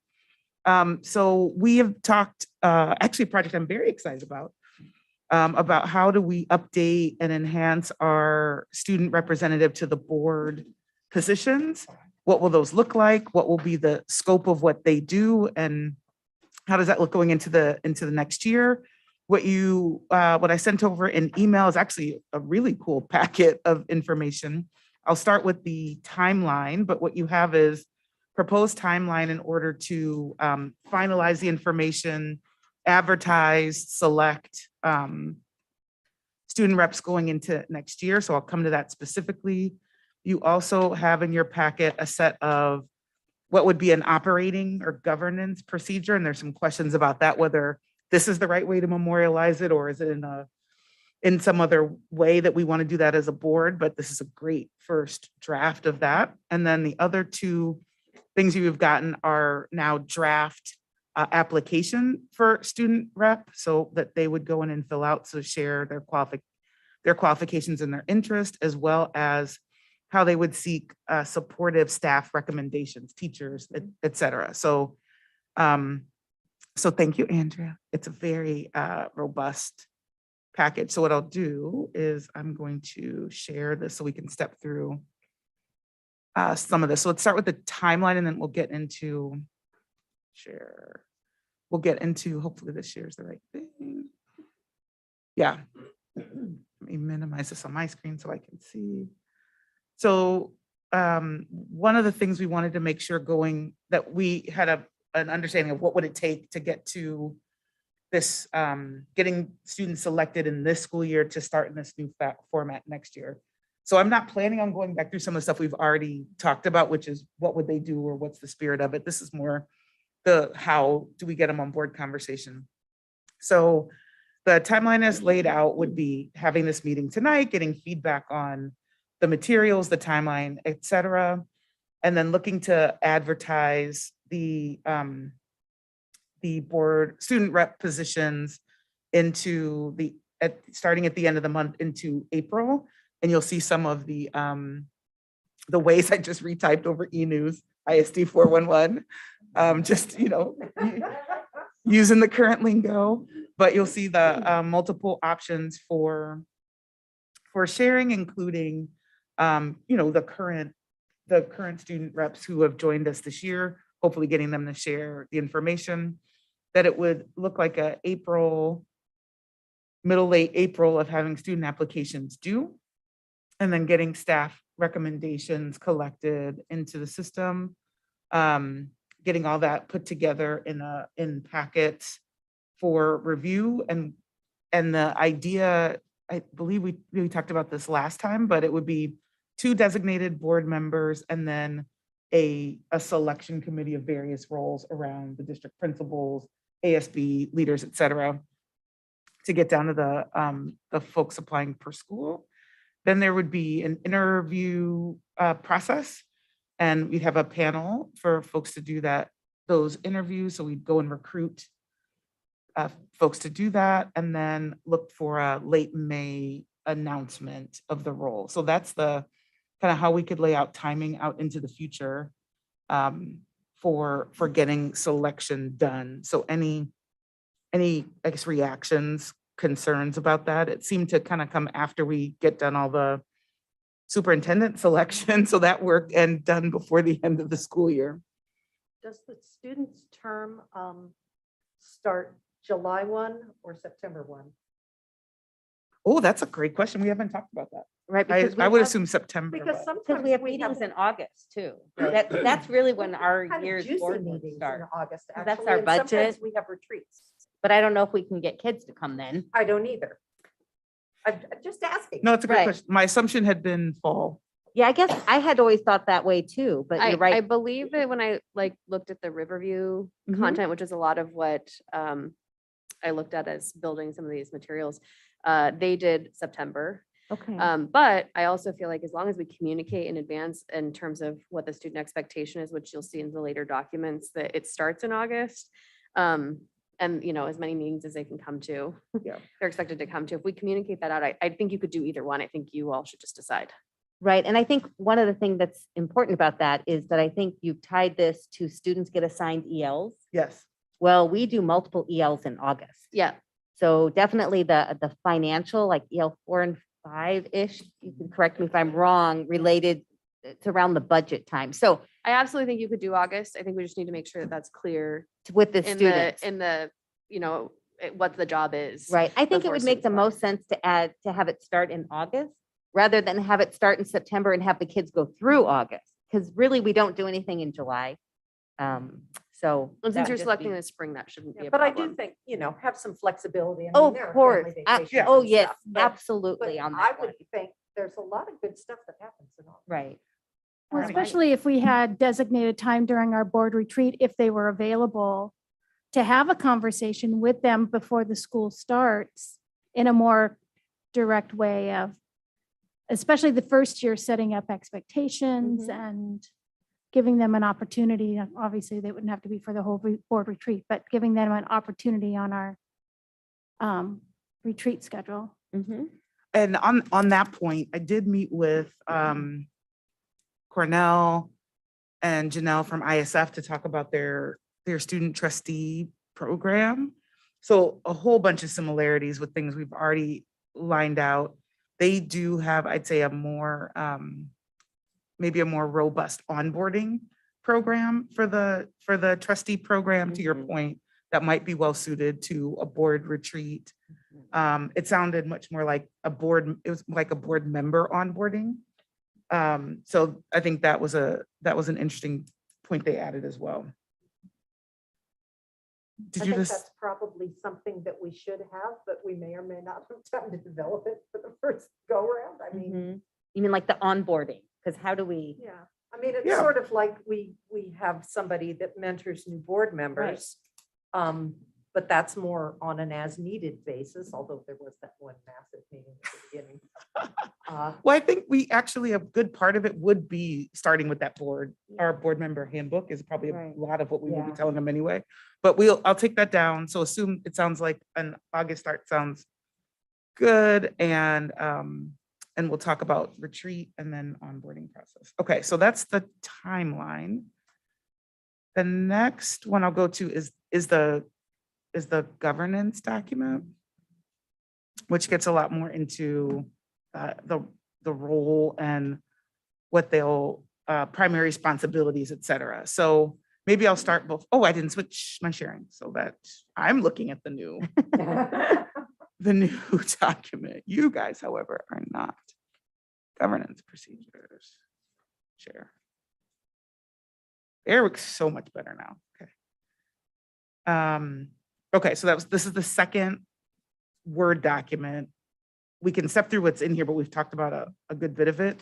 I think the big question at the end is, where does it live? What actually governs the program? Do we want it in a board governance document? Do we want it in an operating governance procedure? But I think that's a different question. But what you see in this document is it goes through and talks about primary responsibilities for the students, non-voting advisory position to the board, to positions from each of our high schools, the role of the student representative, so student voice, liaison of collecting student voices within their own schools, assignment of the ELs that they would follow, collecting student input, reporting on that to the board, utilizing tools within their schools to facilitate communication. That'll get to one of the big questions about oversight in 1 second within the school. Open board meeting and discussions and representing under the following criteria. So the term, so we just talked about adding August. I'm just gonna edit as I go. Oh shoot, didn't mean to do that. Hold on. Don't lose it. Right? And then some of their responsibilities, adhering to the rules pertaining to board members, attending school board meetings, retreats if requested, invited, reviewing the packets, the board meeting packets prior, reviewing historical performance. So any data, et cetera, we would receive on their executive limitation that they're involved in, discussions, reports, refrain from making commitments for others. So they can't commit their school administration or club or athletic to anyone. That was a very good ad. Thank you. They would report back out to their student body on board conversations and deliberations, participate in that feedback loop, absolutely. And then participation in any of the key conferences. And then we've talked about these before. So they could be 10, 11, 12th graders, enrolled in the high school they represent, good standing, passing grades, similar to the athletics policy that we have today, strong communicator. So you'll see, we talked about the application process and then the potential for removal from the position. Any thoughts or questions around that, like governing the participation of the student reps? Yes. I don't think it's an OGP, and I don't think it's an OGP because by and large, those are all rooted in RCWs and legal stuff, which was why we didn't write them. The then attorney for the district wrote them, although that might be before your time. Definitely before her time. So I think it falls under governance process because I think it's part of the rules of the board that we as a board have decided that we want to have the student representation, and here it is. We're not going to take action on it tonight. My inner grammar queen would love to play with it a little bit, but I don't have any issues with anything that's in here. It's more just how it's said. Yep. And I think this is fabulous. I mean, my only issue with it is I don't think it's an OGP. I think it's a GP. And I agree, and that's a Yep, simple and that's thing, one of the right? questions, That's so- that's the thing. Perfect. It's about how the board operates, and they as a member in their context as a member of the board. And so so no big deal. It's just and where it belongs in our policies. You've thought of a ton of Yes. stuff that I wouldn't have thought I know. of. Andrea So, set up a ton of stuff. kudos. Thank you, Andrea. Not your first rodeo, Yeah. I'm thinking. No, this is good. Thank you, Riverview School. Yeah. Oh, yeah. Harlan, Give did you kudos. have something? Yeah, the section qualifications for application, bullet number 2. Wait, on the back, okay. The student must be enrolled in the high school for which they represent. Yes. I don't think I agree with that. Because I wouldn't want to exclude running start students. Aren't Running Start students enrolled in their they're home enrolled. school? Yeah. They're Yeah. assigned to a school, but are they, as long as it's clear here that. Yeah. Because we have many full-time running start students.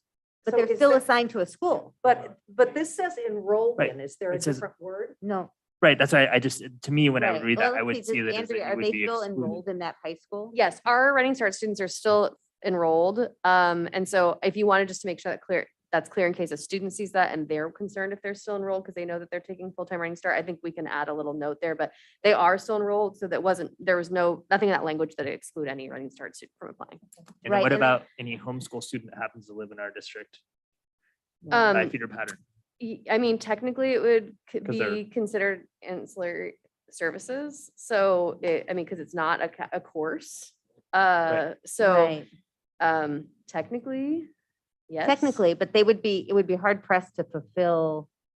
They wouldn't be able to connect to a school to get feedback. Right. But there wouldn't be anything stopping you all from considering their candidacy Right. because it's an ancillary service. Because don't we have homeschool students that participate in athletics and Correct. clubs in Absolutely. our school? I actually just looked up the whack around Right. the ancillary Absolutely. services today because of a question about like the career cruising event. And so, yes, it's literally only academic courses. Everything outside of that, a homeschool student would clubs, Right. sports. So I guess I'd want to align with that, so it's inclusive to that. Not that I would expect anyone to be interested in that, Right. but I just don't want it to come across as an exclusive thing. Is there I guess my what I'll do is I'll put inclusive of homeschool, and there might be other ways we say that Right. in the final better wording.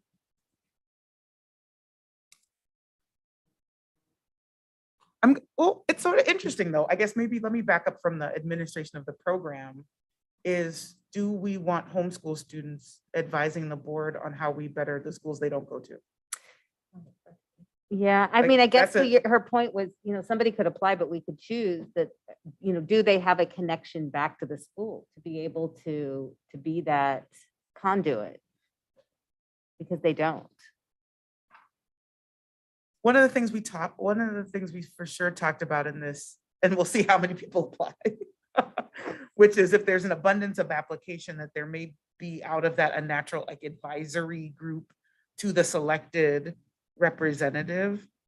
Maybe that makes sense to me. But I'm just thinking in my mind, like, is that the voices I want to hear? But I digress. I mean, I guess we could always set it up that, anyone can apply, but I mean, in my mind, somebody who's homeschooling and maybe only going to Skyline for their drama class, they would have to do something to convince me they would be the appropriate person to be representing Skyline and to report back to the Skyline community if they're there an hour a day for drama. Yes. As a for instance. So I guess, yes, let them apply, but they'd have to sell it. Right. So there's two scenarios why I wanted to be inclusive. One, we have many students that they get through high school. They're maybe halfway through, maybe more, and they have to take a big chunk of time off because of a medical reason for them or their family. That would be like a year long or close to it. So I don't want to be exclusive to them. And then two, we do have high level people involved in athletics or other ventures that have to go do that quote homeschool type of scenario, but they've been super engaged in their school up through till a certain time period. And so I wouldn't want to exclude them either. So I think there are scenarios. So, and I agree, it's up to the board purview once they apply, but I just want I want our forward facing documents to show inclusivity. That's all. Yeah. I'm okay with that. If I could just add to Harlan's point, running start students, homeschool students, if there's 1,000 of them, there's 1,000 different stories and different iterations of how it happens. So to Harlan's point as a principal, I remember having a Olympic competitive skater who had to be on the ice every morning at 5:30. It didn't make it possible for her to come to school on a regular basis with us. And it wasn't all, she might go in and out of a homeschool status even. Running start, I'll talk about this later, my works in progress. Yes, 50 kids, why they do running start, you get 50 different answers. So I think it is a good idea to be open-minded about this. I think we have a tendency when we hear homeschool, we go directly to the person that we never, and there's those too, that we never see in our schools ever. And that's a choice that they have. So I think the idea of leaving it open for your consideration when you get to that point makes sense. And while I'm there, let's start with, and then who, oversight for the student reps. That was one of the questions Andrea had. Is this something we would want, I guess as today, the ASB advisors have an oversight role within the school and in assisting with connecting with local resources and connecting with student body. And so is that something that we would want to continue, or are there other ideas there? We nominate you. Pardon me? We nominate you We nominate me to do what? to be the oversight for all this. Oh yeah, no, that part, like from a board perspective, but I was like, I still don't know how to connect them to their student groups. So, and what happens inside the school building. So yes, I've actually really enjoyed this. So I'm going to hold on to this, frankly. So I'm happy to do that part, but is there any concern with that still being under the purview of the ASB advisors? It seems to make sense. Okay, we're getting our questions answered. Where did this go? Okay. Oh, you guys are doing great. And then let's see, new share. Let's see if I still have open. Okay, so then the next thing you got were the applications. So what you have in your packet already done in a form, which is amazing, is the information to ask for. So what's in the application today is, you know, which high school do you attend, your name, your grade, and since we're looking for 10, 11, 12, next year it's 9, 10, 11 this year. Academic history would be shared, contacted. What's option 2? Yes, and option 2. Oh, I just think it's yeah, it's a draft form. Oh.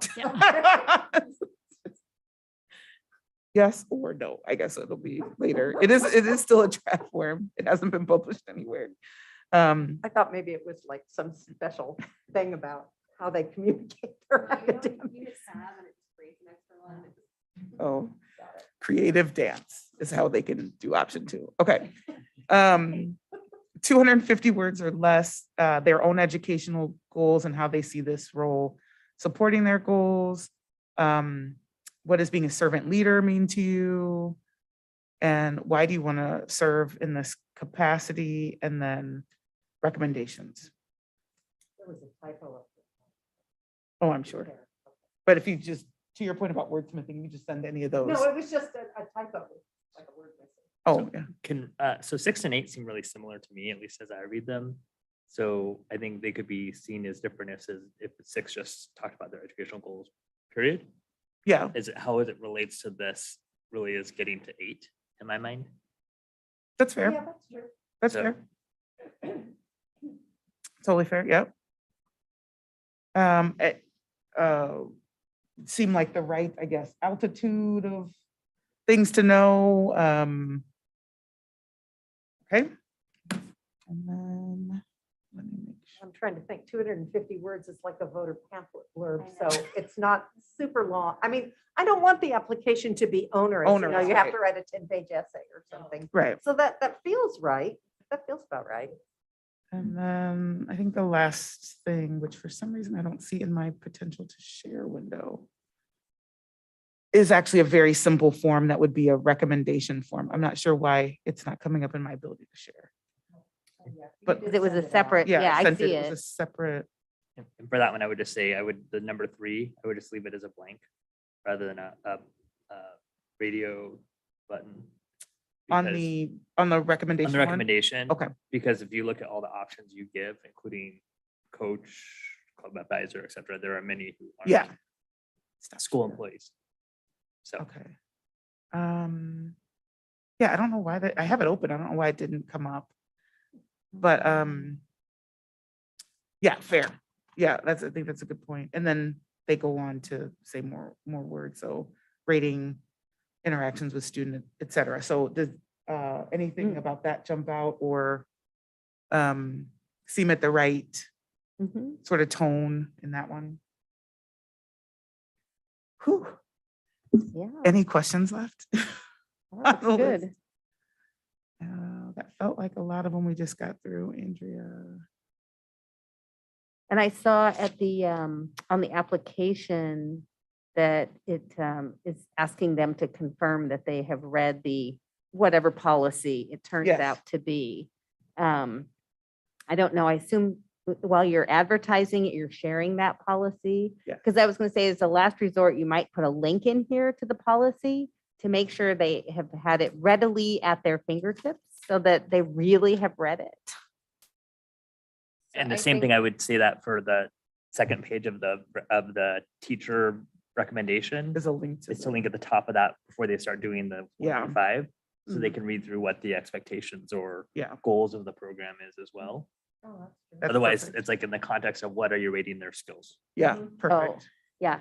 Um, Okay, yeah. I think that the plan was basically to get the questions and feedback here and Yeah. then make those changes and then send it back to you all. And then Yes. if you wanted to play around, Suzanne, with language or words, I yeah, will be you happy- go for it and you yes, send I it will back be to me. happy to A do lot of this that. stuff was just, I mean, I got to give credit where credit is due, pulling over from Riverview. So I'm not offended if you want to just take a reading No. to that all you want. And, Um, many thanks to Riverview. It's always good to steal other people's good ideas. Yeah, the only I'm thing- sure they'll be pleased. Yep, I Yes. just made the application electronic instead of paper, so just a couple little changes here and there, but, and I didn't commit to the ASB advisor because I wanted you all to decide on that. So I can take this feedback, make the changes, send it out to you, and then you send me back any last minute feedback. And then what I can do is I can make that posted document, so that then I can hyperlink it within the form, but I didn't want to publish it. Right. And then Yes, create got the it. hyperlink, but yes, that would all be accessible, and I can put it in the application form and link all of those documents in all the advertising plans.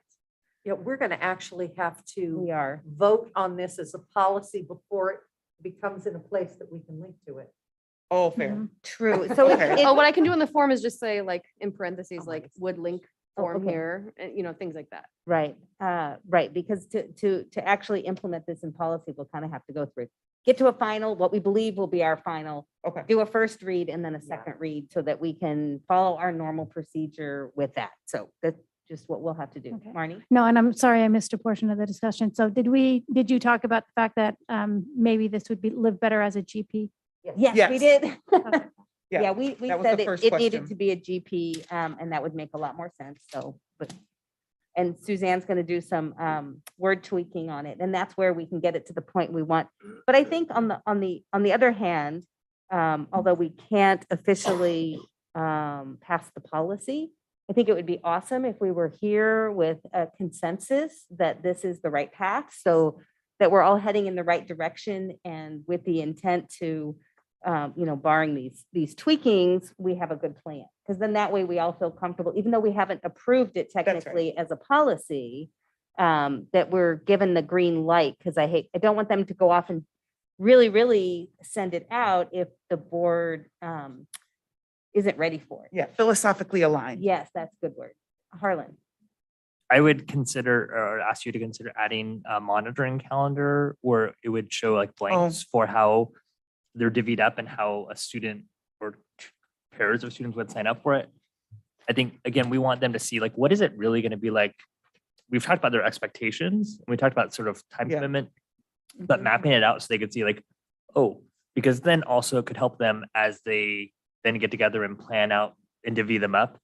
They can work around their schedules that they know, oh, I play a fall sports season, so I'm not going to do those ones. So if we took our monitoring calendar into Anne's point about saying starting in August, because we do them there, if we did that, and I don't think it needs, I would just maybe soften language about the two, because like the 3 financial ones would make sense, like just have them for the 3, whereas some of our ELs are much bigger, like EL 16, probably like you do EL 16, that's probably good. Same thing like EL 12. There's certain ones that are very labor intensive and certain ones that are not. So you could maybe 1 to 3 or something, just it's more real.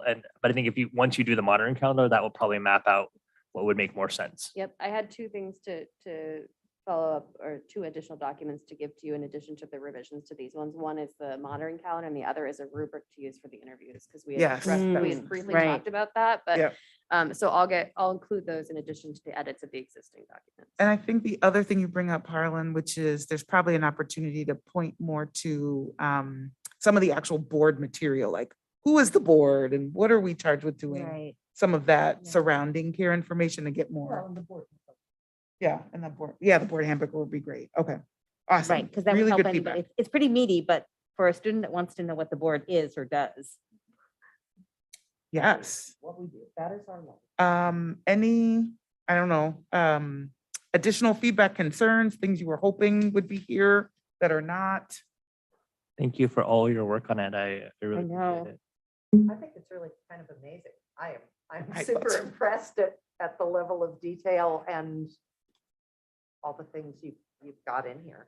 I It's mean, been like awesome presenting to being on this committee with you. It's the best committee ever.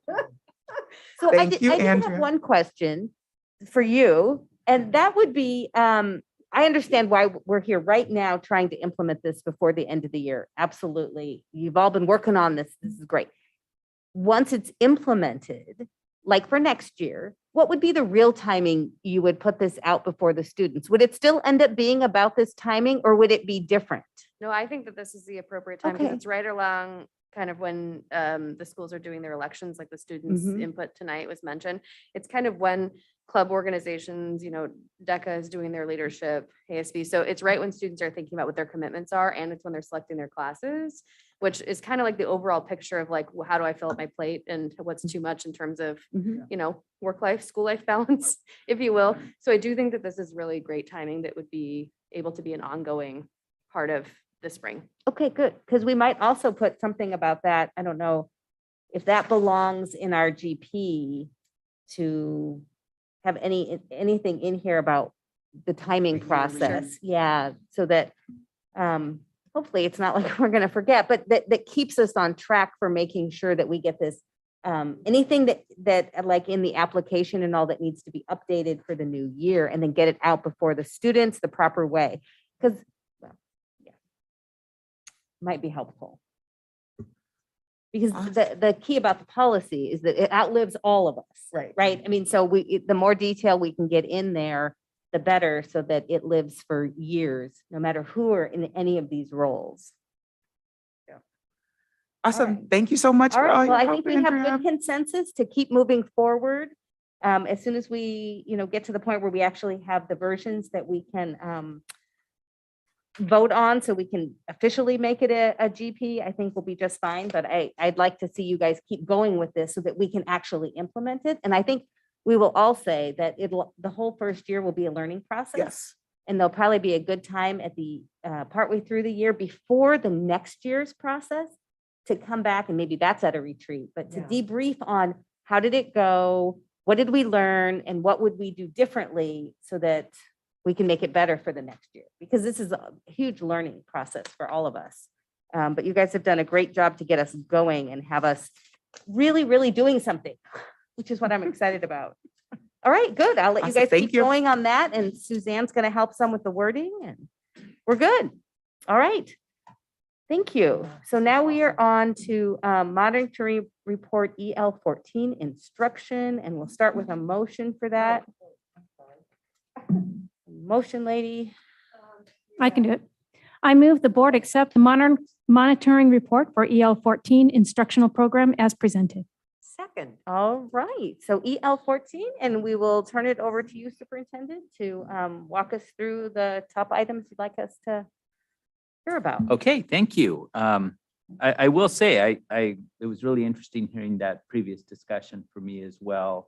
And I know we've talked for a long time about beefing up this process. It's great to see some progress being made there. I think that'll be really exciting for the future going forward. EL14, I believe this monitoring report, Executive Limitation 14, instructional program, captures the impact of the pandemic on the 2021 school year better than any of our other reports. You'll also notice that I'm stating compliance with an exception for this year's monitoring. And I want to share a little bit, and it's in the report, but as part of my general interpretation as well. And as it reads, knowing that the forced closure of schools and resulting remote and hybrid learning would not meet the standard of best instructional practices that support academic achievement as I've interpreted them in the past. The following actions described in this report were designed to prioritize the resumption of in-person learning for those furthest from educational equity, implement for all students research-based instructional practices for distant learning when required to provide it, and position the district for recovery upon resumption of in-person learning, enhancing our resources and practices as aligned to research-based multi-tiered systems of support, MTSS practices and systems. And then you see the timeline of what the system went through. And, it doesn't look like a lot here on a page, a few items, but when we just make the statement identifying modified essential learning scope and sequence, that's a ton of work that people did.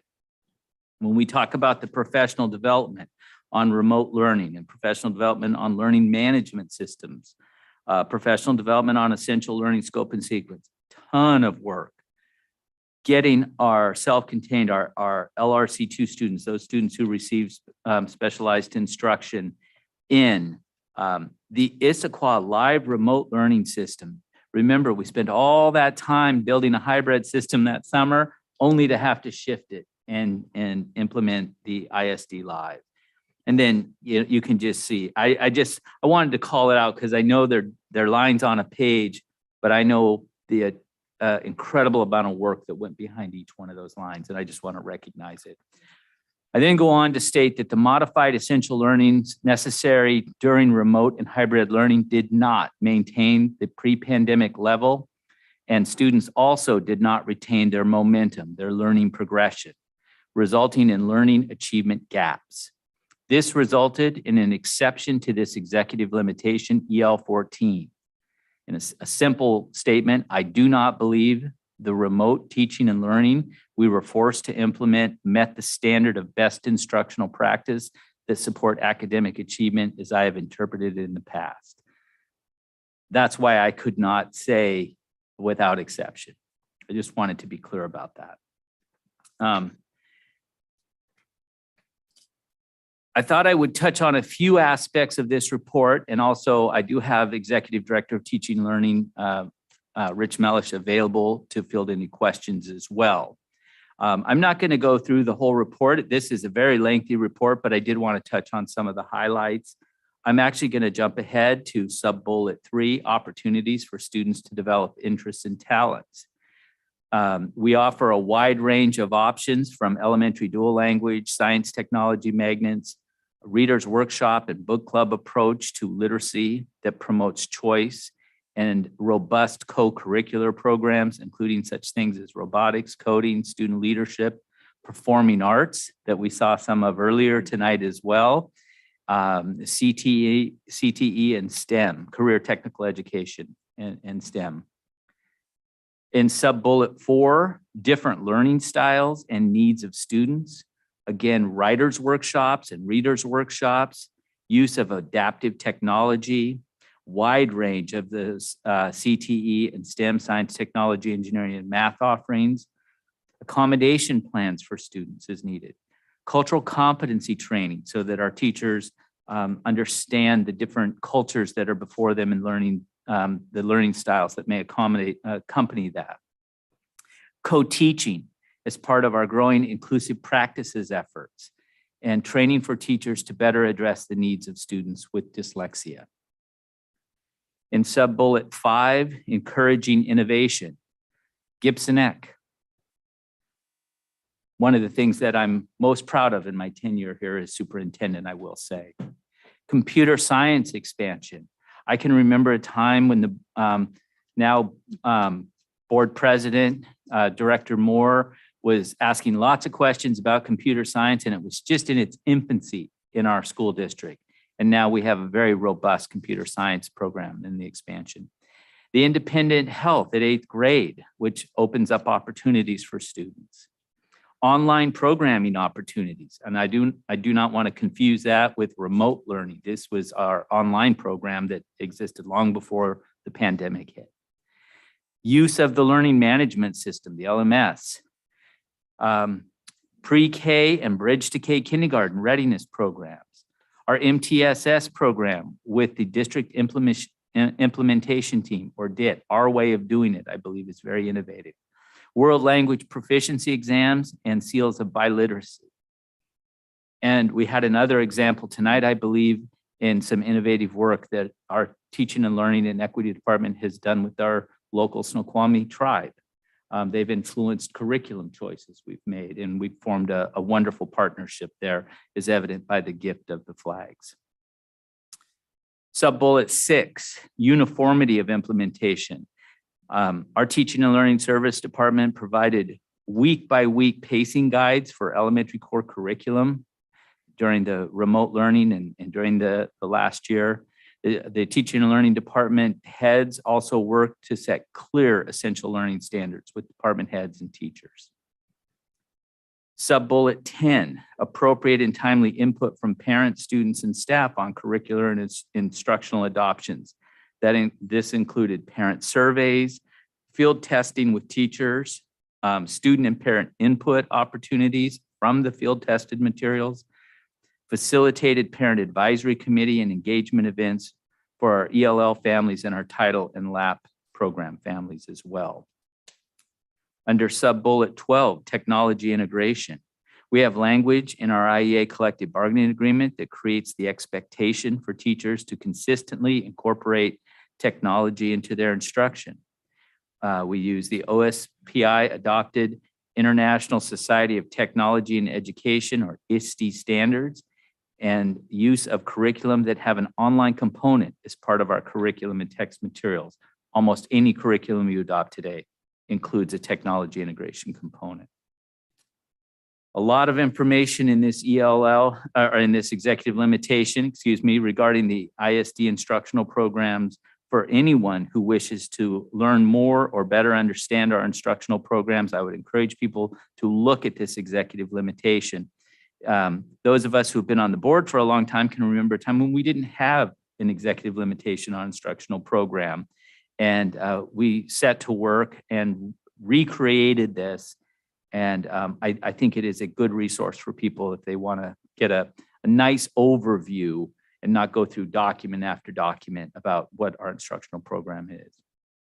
And we always post this report, and a couple of the previous years of this report can also be found on the ISD website. So those are kind of the high levels.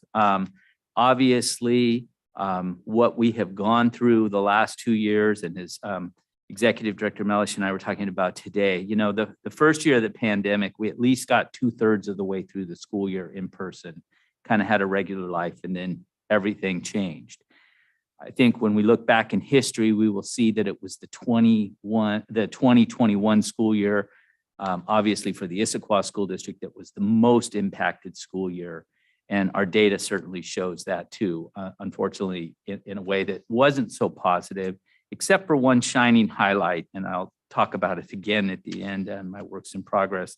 Our high school folks, building on everything that had been done through our elementary and middle school experiences, achieved probably the highest on-time graduation rate we've ever had with the class of 21. So I'm very proud of the work that they've all done there. So obviously, as you go through this report, and the board I know has looked at our school improvement plans and seen data, both our iReady data and our fall SBAC data, that our students, children in general, I would argue suffered, most of them suffered from the remote learning, the hybrid learning, the inability to access our schools from an academic standpoint, let alone from a social emotional standpoint. And I believe it was Director Moraldo who first mentioned that these reports should be seen in part as a historical documentation of what occurred. And I think this report plays a big significant part in that. So those were the highlights that I was going to share. And again, myself and Director Mellish can take any questions the board has. Okay, I'm opening it up for questions. I'll start off. Okay, Harlan. So thank you for the disclaimer at the top. I think it is really important just from a historical perspective, and I think it gives us a sense of the intellectual honesty of it's not an intent issue. It's just a reality issue that we all experience through this wonderful roller coaster ride.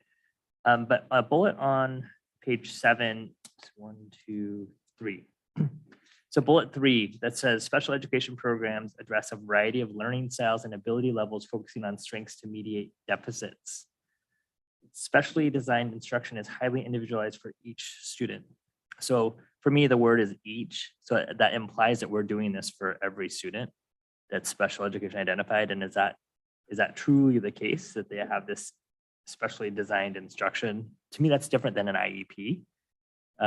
Means like, so if they're in the whatever class that they're in, that they're getting specially designed instruction in every one of those classes that's covered by their IEP. Oh, well, I don't know. I don't have a high schooler yet, so I don't know, but I wanted clarity on that, because I just wanted to reflect it, because if you look at the very last bullet on that page, then it says individual 504 plans support eligible students through individual accommodations that support their unique learning needs. That's a more general statement that is probably more easily to be identified as true. Yeah, and I do see some staff forming over there. Dr. Bailey, Assistant Superintendent Bailey, and Executive Director Carver. And I know as I read this statement, just to be clear, when I will say that there is specially designed instruction in the area of the goal areas of their IEP. So I think as I heard you describing it at the secondary level, there may not be an accommodation, and I'll have my team correct me if I'm inaccurate here, in every classroom, because it may not be one of the goal areas of the IEP. So can you help me out a little bit with that, Assistant Superintendent Bailey? Sure. So specially designed instruction, also known as SDI, is a term of art in special education, and it is directly tied to their area of need as directed by their evaluation. So if you can zoom us in on the exact question you have on the verbiage, that would be helpful. That's why I did identifying the page and the bullet. Yeah, I guess we would have to pull it up, Stephen. We are under number 4. The superintendent may not fail to ensure that the instructional program addresses the different learning styles and needs of students of various backgrounds. It's on and page, abilities. yeah, the one below it, and it's on page 7 of the document, of the PDF. Yeah. And so if it then followed with for their relevant or area of area, I don't know how the wording is, but I think it just should be more specific or more general, just kind of the way it is here kind of makes it allude to every student gets this highly individualized instruction. So you're saying specialized instruction in their area of need? Yeah. Yeah, even if it's for each in their area of need or something would be helpful. Okay. But again, it just because to me, I interpret it as sort of, hey, if they are identified as special education, then they're getting this. So what would be true is if they have accommodations or modifications, those would be applicable across all of their learning settings. SDI is directly related to their area of qualification. Which I think is why you reads a little differently than a 504 accommodation plan, which is actually a little bit, can be a little broader than that. But I think the clarification of individualized for each student in their area of need does kind of focus in a little tighter on what we mean when we talk about an IEP. Appreciate the feedback. And because it's that lingo where especially design Yes. discussion means that I don't know what that means being a non-special education parent. Yeah, and we can, that's a pretty easy switch. If the rest of the board is comfortable with it, we can amend that before this goes as a public document. Because I do want it to be clear. Communication has been a challenge of mine at times. I mean, that's well documented. And so again, these do at times tend to read like a little bit of education-ese. I recognize that. But they're also a public facing document. And I just want the clarity because I don't know. So I don't know what I don't know. So I don't know if you are identified as special education, then for every course you get this once you get to high school or middle school. I have no idea. So that's why I was Sure, asking. we can tighten that up. Yeah. And so accommodations and modifications would apply across all learning environments, but specially designed instruction would be in the area of documented need. Perfect, thank you. Page 10, the 4th paragraph. The very last sentence says biliteracy seals earned by school, then it lists IHS 65, LHS 7, SHS 90. So I'm just curious about why there's such a wide difference. And I didn't know if that was access to the course offerings or to the number of teachers that promote this, or I'm just curious about, because I don't think the demographics are that different between our 3 high schools. I know they're different as far as the racial and ethnic makeup of our schools, but that just seems to be really different. I had a similar question when I looked at that. I speculated. I did not go out and gather an answer. I had a speculation in my mind. And what would help me is if I knew kind of the background of the individual students Oh, look at this. Look, I might getting get your my answer. Yeah, I could have just Richie walked down my Unicorn in front of this hallway. one. Andrea I'm McCormick, gonna see if Executive my Director of High speculation School. was right. The Seal of Biliteracy is the world language competency test that students can take that are not tied to courses. So it's students who are already fluent in language and then they get that put on their transcript depending on the level of how well they do on the test, essentially. And so those numbers are interesting in terms of just curiosity on my end of maybe it's just not being, as well advertised at all the schools to make sure that all students are aware, or maybe part of it could be when the testing is offered, like making sure that the testing is offered at more robust times. So it's certainly something I can work on to get a little dig into that data. But I don't know why the numbers are different. I just know that that's what it is. And this is the first time I'm in my new role seeing this data. So I don't know if I've paid attention, I'll have to admit, as a principal to the level of this data until I'm in my role now. So that's certainly something that I can put on the cohort agenda with the principals and just talk to them and see who's in charge of that at each school, like if it's consistent. Like I know the dean of students and the grad specialists to kind of traded off being the person who advertises those tests. Counselors sometimes play a role in making sure their students know that it's available. So we can try to work on making sure that there's consistent application and advertisement to students to see if those numbers change over the next year or two. Well, my speculation too comes to the types of ELL students that are in our system, or the types of bilingual students that are in our system. And, my speculation on that was that we may just have more students, for example, in the Skyline attendance area, that come to us as being more bilingual. And so one of the things that I would look at in the numbers, like say the 90 for Skyline, what is the second language? Is there a lot of Chinese in there? Is there? Yeah, I can get the schools to break down like which I languages think those are I in think to kind of get a picture. I think that's interesting data that I'm happy to get for everyone. And part of my speculation is based on kind of a previous knowledge of our ELL students in the district and how much time they spend in ELL and kind of what skills they came to us with. And, I think we've documented it before that we have certain languages. Some of our Spanish speakers stay in ELL longer, for example, than some of our Chinese speaking students have. And does that mean that the Chinese student may have been able to score better on that test?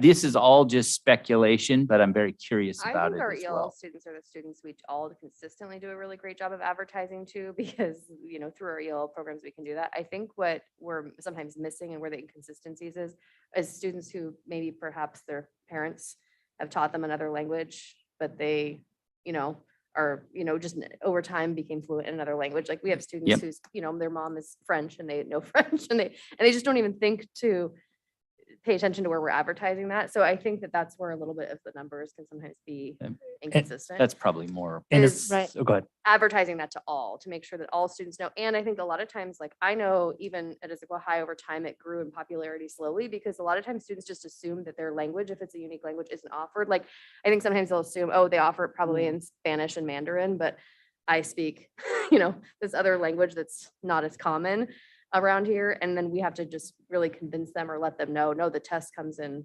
quite a wide variety of languages. Right. And I was going to say that it doesn't really always tie back to the ELL students, because Nope. you can have Not students at all. that are fluent in a foreign language or a world language, but also fluent in English. So they're not Correct. That's right. related to the ELL environment because they learned a foreign language and English at the same time for whatever their reasons. Correct. One thing I think that would be interesting if you're going to investigate this a little bit is what are the trends? Because this is only 1 year of data. Sure. And so this could be an anomaly, or it could be that's consistently what it is, just because the other two high schools tend to have more students that have fluency in another language. Sure. Yeah. I can look at history of the data. I Yeah. can also look at What languages? who oversees the program in each school to see if, what the advertisement has been, and then what the languages, the Yes. breakdown of the languages are. Yeah. I can get all that and get get back to Yeah, you because that- I'm curious, because there's not even 90 students who are served in our yellow program at Skyline. So there's clear, not Right, even it's close not to that. quite actually. Yeah, it's not an So ELL It's thing, clearly yeah. definitely like not. all such Right. a wide array. So I can get all that and get back to Okay, you. sure, Harlan. Like why I'm really bringing it up is I really want to know and make sure that's not an access issue. Right. Yeah. So if it's Mhm. something that they have to get to school or get to some testing center on a Saturday and pay a cost, Mhm. No, I do If- know we scholarship that. So this is one of the areas that we do currently scholarship if a student has a need to pay for the test. So that should not be a barrier. well, there's lots of things that Where- it's where a do- barrier for, but If they're not we've asking lived- for it, it's a But- barrier. Yeah. Yes. So- but I can dig that in terms of like when they're offering the testing, transportation, make sure it's in the school day, all those things, and figure out what, I just know how Issaquah does it. So I gotta work on Perfect. others- getting to know the other schools a little better. Yes, and that's what I ultimately want to make Yeah. sure is that access is the same at every one of our schools. Yep. And then Gibson Eck, the fact that there was 0, also find that hard to believe. Mhm. So then is the messaging not going out to those students? And there's going to be, it's a couple hundred of them. So I just want to make sure my concern is always like, what is the access Sure. and opportunity the same? Because we absolutely want to promote this program. This is a Mhm. really good thing if a student can accomplish it. Absolutely. So Andrea, I'm just curious, what is the range of languages? Because that would kind of be my thing too. Well, they have French and Spanish and Mandarin and, a couple of others, but The range of the test offers. Yeah. Oh, it's really huge. And they add new languages every year. And so there's a couple different providers that do the test. And so what we've done is sometimes we have a partnership with a provider, but if a student wants a language, we'll search for another provider and we don't have to be exclusive to one provider. So even if a student comes with a language that we haven't proctored before, we can dig around and see if there's someone out there that offers that and then offer it. So I have not, in my experience, had a student request a test and we've not been able to find a test in their language to this Okay, date. good. Yeah. That's great. Thank you for that, Andrea. Very interesting. Other questions? Marnie? I had 2 and they were around number 7 and number 8. Bullet Bullet point number 7. 7, okay. I gotta get Now I to the can right find it page. again. Thank you. Didn't know which way to go. Okay, 6, 7, okay. And this Yeah. one's really easy. So this one is the selection of textbooks and materials. Is there any way in the future, and I don't need it for this one, but in the future that we include the, what materials, what curriculum has been adopted throughout the year, just as a good place for a summary? So this is an unusual, Rich Melish, Executive Director of Teaching and Learning Services. This is an unusual year in that we paused all the adoptions, so I didn't have any new materials to report for that year. We implemented some materials like physics and chemistry, but those were selected the previous year. So last year we did not complete the selection. Actually, that's not true because we selected the reading foundational skills.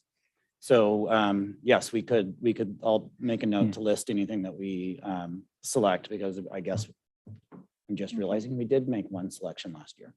So I think it's Short around answer the- is yes. Right. I think it's around the conversation of helps us keep aware of just how much we're asking teachers, when we talk about adoption implementations. I remember the first time I became president, my next day was a meeting with elementary teachers because they were at their wits' end of 5 years of different ones. And so I think it's good for us to be able to keep track in one place in this document. And then the next one is really easy around number 8, maintaining a procedure for reviewing materials and textbooks upon formal request by a parent or other stakeholder. What's interesting is in all the evidence, it never states that, by the way, we have a process by which any parent can come and request looking at the material. So the things that are described are things that we do, but around the curriculum adoption of process and about how we get parent involvement and parent voice in that, which is great. But actually, we do what this one does in a very simple way is we have a process, a formal request by a parent or other stakeholder. And it's not listed as in the evidence. no, it is. It's it's that last line that links to the IEA contract. Oh, okay. Because I clicked the link. I Oh, thought Yeah, it was really weird that lived in the contract. Yeah, it does. It lives in our collective bargaining agreement there, but it's not very, I can see how that would not just stand out as a clear that that's what that is, though. It could also be interesting if the data is readily available to know how often does that happen? Right. How often does somebody say, I don't want that book Do- or in the Do we library? or bring that whatever? evidence in another report? So two comments. One is I do want to note that the web link on page 2, the curriculum selection process website, does list all past adoption dates when they were approved and our adoption cycle. So I do want to note that is It's an there, but evidence we can piece, make yeah. sure in the report that we list what was adopted during that year in future reports. Whenever we bring an adoption to the school board, there's a report attached to it that lists any and all parent feedback. We have in the last few years, I believe the most we've had on any of those adoptions was one piece of feedback. And we have not had any objections to the materials that were selected in any of our adopted materials. That feedback was not an objection. So far, the last couple of years, we have not had any objections on that. Yeah. Yeah, I didn't think we had, but I think that would be good to know. Yeah, previously, years prior to Rich, Yeah. you'll recall, Director Weaver, because you've been here for a while Way too with long. me as well, that we have had that. But we've been on a run here recently where there haven't been that kind of controversy, if you will. But given that there is that kind of controversy in a lot of other Yep. districts, I think it would be good to point that out. Yeah. So that's that second bullet of the 3 is the review period that's right before we go to the school board approval. That would be where we'd get most of those reports. Yeah, I was actually referring to this last part where we actually have a parent come in and challenge.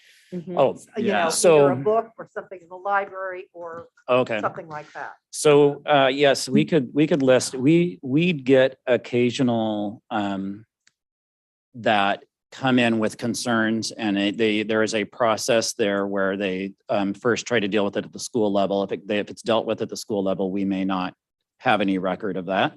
I have had over the last couple of years, a couple of conversations, but none of them have then escalated to the board level or this To a formal challenge. none of them have completed the formal challenge form.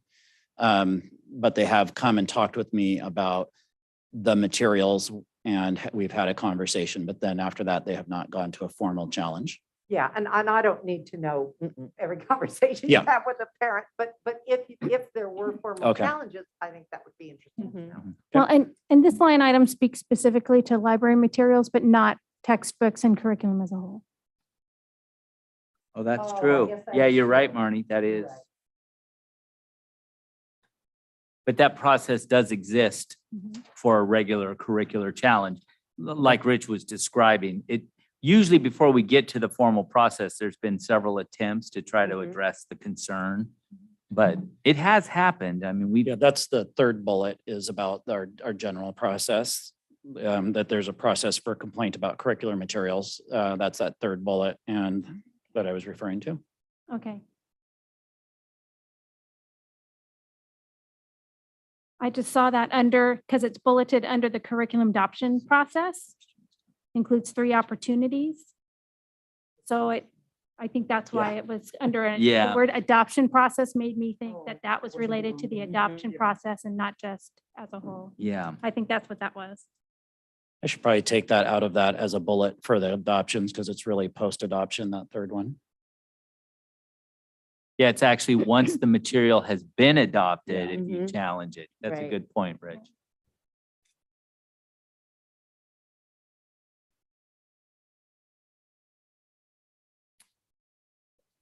Sydney, do you have your hand up? I do. Okay, Sydney. And I think this is pretty small, but I'm on page 19. It's in all the section about the technology. And it has the items that are about the growth in usage. So it's the teacher logins, student logins in elementary, and then the same or similar at secondary. And I guess I just don't know what the universes we're talking about here. So by the time we get to the end, is this 100%? Is this, I just don't have a sense of how far we've actually gotten in people doing this adoption. And then I guess maybe my follow-on question is, what do we expect that to look like into the future? Is this a peak because we were in the live remote scenario and we expect that to drop back down? But if you could help with that, that'd be great. Sure. So we have the two systems that we implemented years ago to make it easier for kids to manage passwords to get into the multiple systems that they use in a day. So at the elementary level, it's called Clever. It's a single sign-on solution.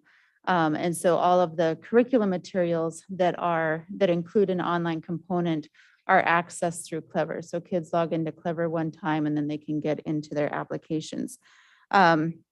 So we did see at the elementary level, if you look at the 18-19 school year, about 8,800 students were logging in. And then you see that jump in the 2021 school year to about 10,000 students logging in. Right, I guess my question is that 10,700 out of how many? I don't. It's probably pretty close. I mean, I'd have to look at the FTE counts for 2021 for elementary.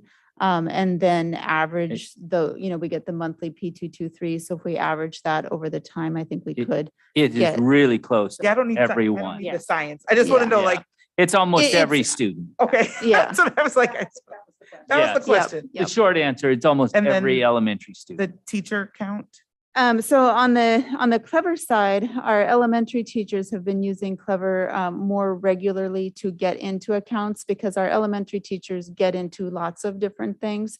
At the secondary level, when we implemented ClassLink, it was really intended mostly for students because as a teacher, you're only logging into Savvis. It's your online textbook. You use it for all 6 of your classes, but a student uses, Savvis for math and McGraw-Hill for social studies and something else for, another class. So on the secondary side, it's never been a surprise to me that our teachers don't use ClassLink nearly as much as the students do.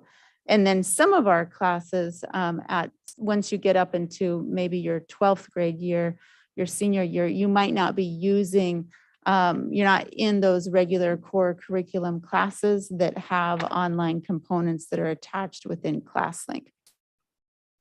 Does that make sense? No, yeah, conceptually, it totally makes sense. And that's why I guess I'm asking of the expected usage, where are we? I guess what I'd love to know is, if at secondary, I would expect 75% of students to be engaged in this way. And is this somewhere around that number we expected? Or are we outstripping what we thought? Are we underperforming? I just don't have a sense of, I'm really asking an engagement question. Sure. I believe also on the numbers of all of them. secondary students, we're probably right around 10,000. If we're, as a district around 20,000. So that 8,200 would be about 80%. So some kids, like I said, wouldn't be using it because their classes don't have the online components. But the majority of kids at secondary have classes that do. Yeah, Does if you look at your student logins for elementary and your student logins for secondary, it's very, very close to the FTE of the school district for the student FTE. So it appears just about everyone. Yeah, and I was just going to say, to answer your question about what do we expect going forward with the integration of Clever as part of our web presence for teachers, with the integration of common assessments that are tech-based and often launch from these sort of platforms, with the learning management system. And then as we go forward, I do think that we've moved, I think what this evidence is suggesting is we've moved to the place where now it's pretty ubiquitous that students are involved in these tools. And what you can see is that we were slowly getting there, but now with remote learning, we got there. And now with electronic learning management systems, we're probably going to maintain that as we go forward. And Sydney, I did take a look at at this school year to see kind of where we are, and are we holding, are students still accessing their textbooks online? And it is holding, and my speculation on that could very well be around those middle school students who now have the computer in front of them in the classroom. And so, you know, are they choosing to get the book off of the shelf? Are they accessing their online textbook through the computer? So my guess is, because I was thinking it might drop a little bit with kids being back in school, and it really hadn't. So one of the things that'd be great to understand as we go forward, because we're making more investment, we're making more bets in this space going forward. Like logins is a bit of a gateway, right? Do people log into the technology? I think it'd be important that we can look into the future into what are these new and expanded capabilities we expect to get out of our technology investment, our in PD for teachers and expanded services are available to our students.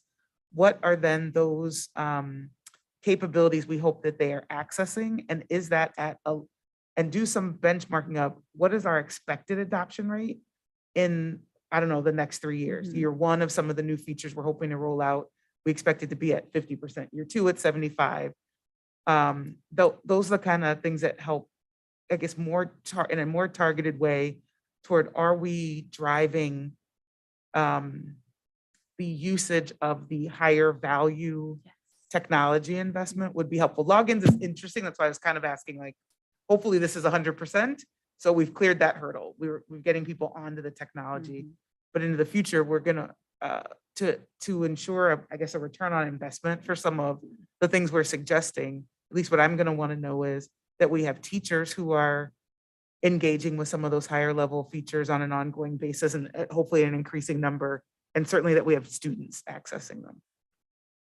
Because, you know, I log into lots of things on a given day, but am I getting active use of some of the targeted features? It would be great.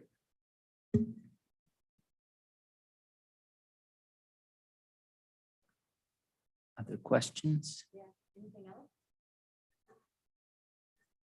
Okay, all right, then all those in favor of approval. Oh, wait, sorry. I just had one more observation, Okay. actually. It wasn't even a question really for the district.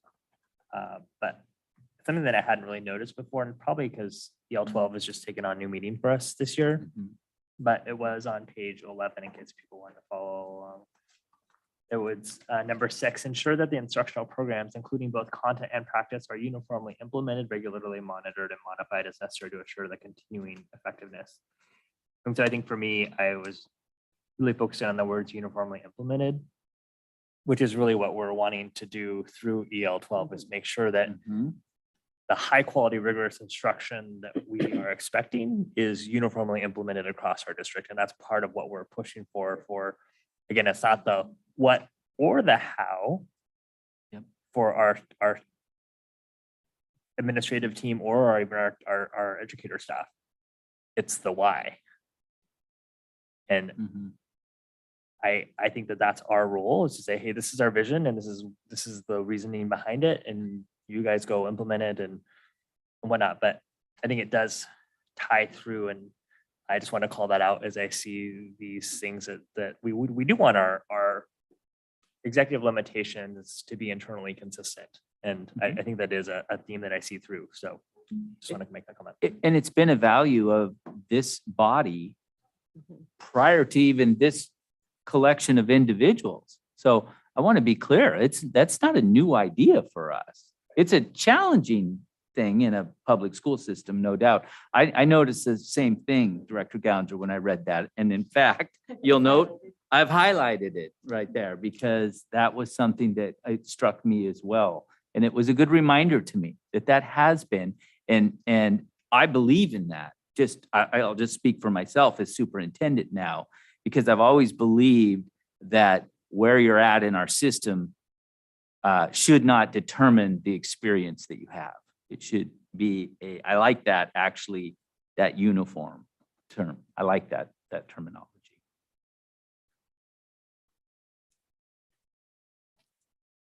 Anything else? So the one ask we have is that you make the modification for the specially designed instruction in that, because I think that is easy fix to a clarification. Yep. And then the other pieces were all just discussion pieces as far as And I'm notes remembering for this. future. And notes for future and the interesting information from Andrea, but that doesn't need to go into this report at this time. It just led us on a little bird walk of something we can discuss again. Okay, just wanted to say that so we knew where we were going.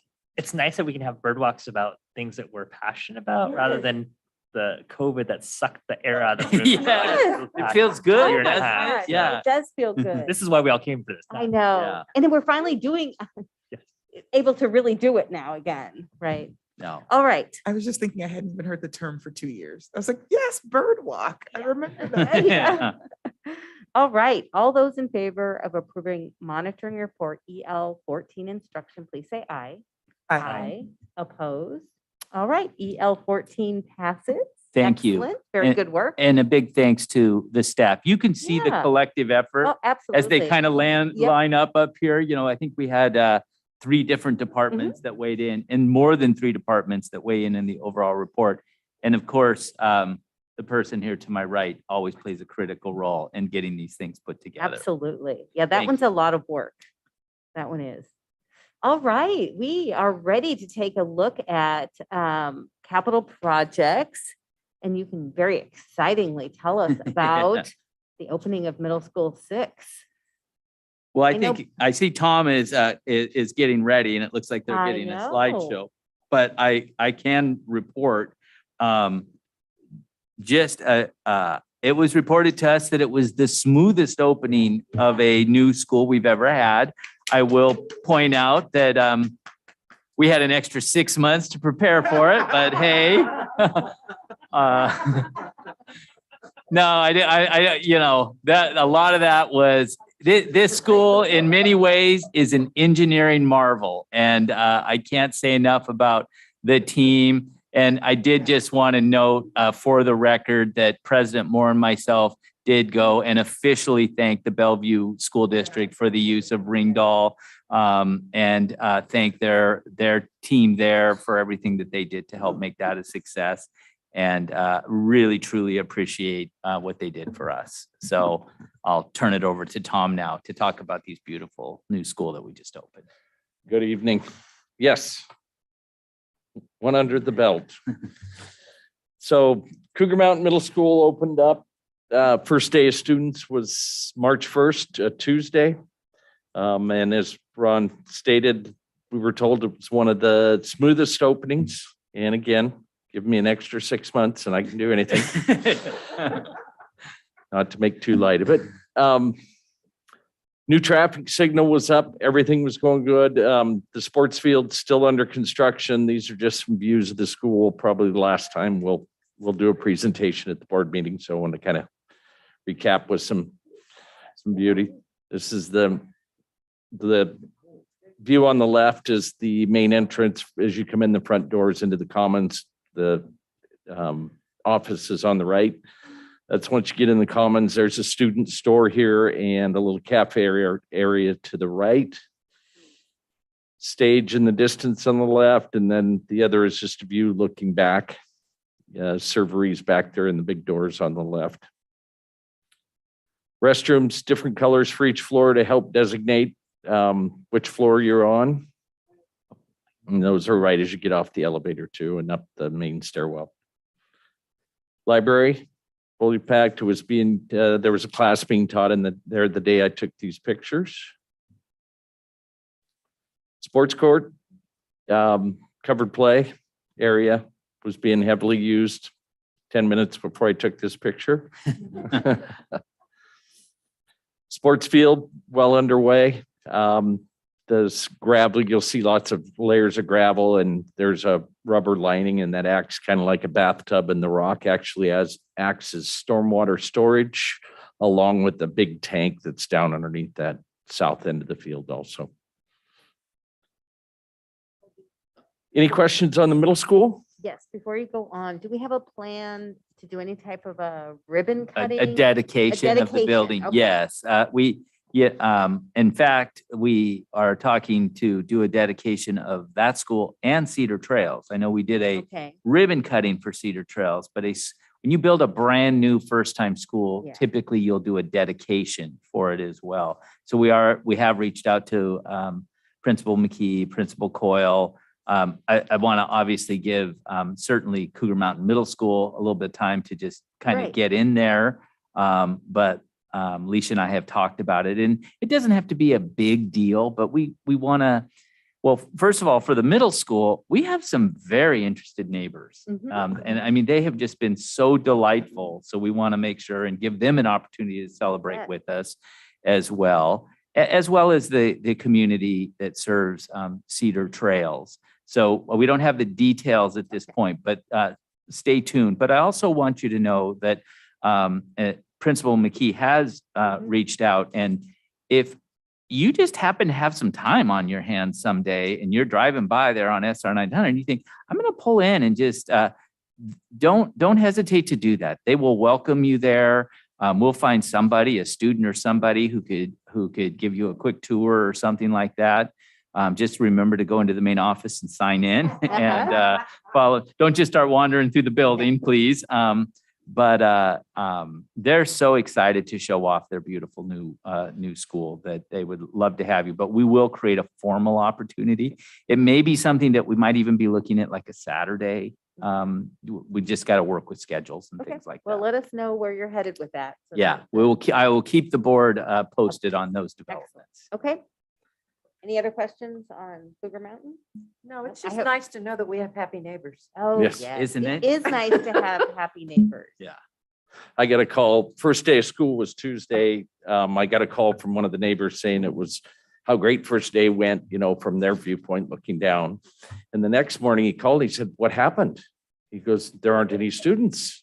And I said, did something happen? And I said, no, it's a late start Wednesday, so they don't start.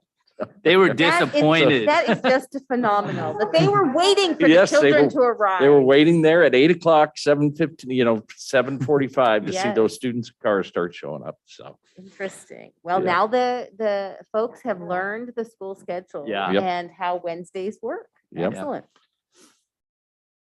okay, the high school, as most of you know, we've been working through the Development Commission process with the city of Issaquah. We've had our first two meetings, which encompassed presentations by both the city staff and our team, the ISD team. And then DC got a chance to ask questions, clarifications. The second meeting was almost 100% public comment. And they closed out and it was good. They closed the public comment was over at the end of that meeting, which was good. They were worried it was going to go on. The third meeting is going to be a chance for staff and ISD team to rebut any of the issues, fill in the gaps.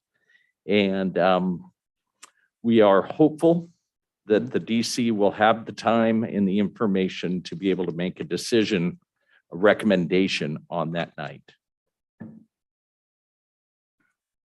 Just a And- reminder, the Development Commission makes a recommendation to the school board. Or I'm sorry, to the city council. Oh, the school board says yes. Yeah. I say Up to- yes. Yeah. To the city council. Yep. It's kind of their advisory board, if you Yes. will. And then I believe they're scheduled to take it up if the Development Commission does it over two meetings. It looks like they have a work study on it and then a meeting. And we were informed that the Development Commission needs to make a decision that night. If they don't make a recommendation that night, it could cause us some issues moving forward. The night of the 16th or the night of the following meeting? The night of the 16th. March 16th is their, Oh, They have to make a decision that meeting. they Okay. don't, they We would like need- them to. They need to, is what, and I'm We saying need that them- from we our need them to. perspective, because if not, they have to go to another meeting because it's a decision. It has to be done publicly, and that can throw some problems into the schedule if they don't. Then it goes to city council, 2 meetings scheduled, one special on the 19th of April, and then another one on the 16th of May. And again, on the 16th of May, we're expecting a decision by the city council at that point. Right. And just to put it out there to be clear, the the Development Commission is the body that accepts the public comment. And Yep. now that they have closed it, there really should be no more public comment Yep. before either the Development Commission or the City Council, because the City Council is looking at this, what will become a closed record that comes out of the Development Commission Yep. And with their recommendation. Yep, part of the issue is they're accepting written public comment clear up until the night of the March 16th. And that's part of the problem. They need to have time to be able to absorb that information. And we were dismayed to see continued large amounts of public comment coming in on the project. So they're going to need time to digest that and feel comfortable making a decision. So just want to give everybody a heads up. I was really impressed with both the city's presentation to the commission and the district's presentation to the commission. I mean, I realize a lot of work has happened prior to this, but we were just talking about this before the meeting I'd never watched a development commission meeting before. I had no idea what it was going to look like. And I felt like this is required watching for everybody who has an issue with high school 4. I mean, it was really informative and really, I thought it just crossed all the T's and dotted all the I's. It was impressive. Yeah, we were impressed with the city and their presentation, and it dovetailed nicely with ours. And it's good to have the two teams recommending the same thing. So it was good. Beaver Lake Middle School, wrapping up some items that we've had problems receiving due to the supply chain issues, but that's wrapping up nicely. And they're going to do a little bit of work over the summer in the library. They don't want to shut the library down, so they're going to do that over the summer, and project will be 100% complete for the start of the next school year. They put some new security fencing. You can't quite see it in that first picture, but there's some security fencing gates that they put so the exterior stairwells can be used during the school day and be unlocked so the kids can use those and get out of the building and not have to use the center stairwell. With the new security measures, they haven't been letting them use those during the day. They remain closed. The new music addition on the right, new commons. Issaquah High Stadium, we went out to bid, received bids yesterday, and we've got an apparent low, and we're working with them. Construction will start in June and finish up in the fall, winter, again, depending on supply chain. There's some specialty products, but we're working with them to get them ordered as quick as possible. Holly Street campus is coming along nicely, looking really good. The finishes are going in. The classrooms, the classrooms are half carpet and half rubber tile. Hallways are carpeted, and you'll see the classrooms. These are like regular classrooms, only slightly smaller. They hold about 18 students. It's got its own health room there on the left, and just some more corridor finishes that I put in for pictures. Holly Street campus, Creek Bank has been interesting with the last two heavy rains. They've done some damage to our retaining walls, the temporary repairs we put in, and we're pushing the city to make sure we get a permit so we can do that work this summer. And schedule. Any questions? Just to note, Tom, that it will be the Holly Street Early Learning Center going forward. Yes. It had been up to this point, the campus, but we Holly Street, Early Learning Center. Yeah. I don't think the new sign's there yet, so I think you're still good calling it the campus, but okay. We all have to learn. Yeah, it's kind of like the Issaquah 411. Yeah, exactly. New language. New language.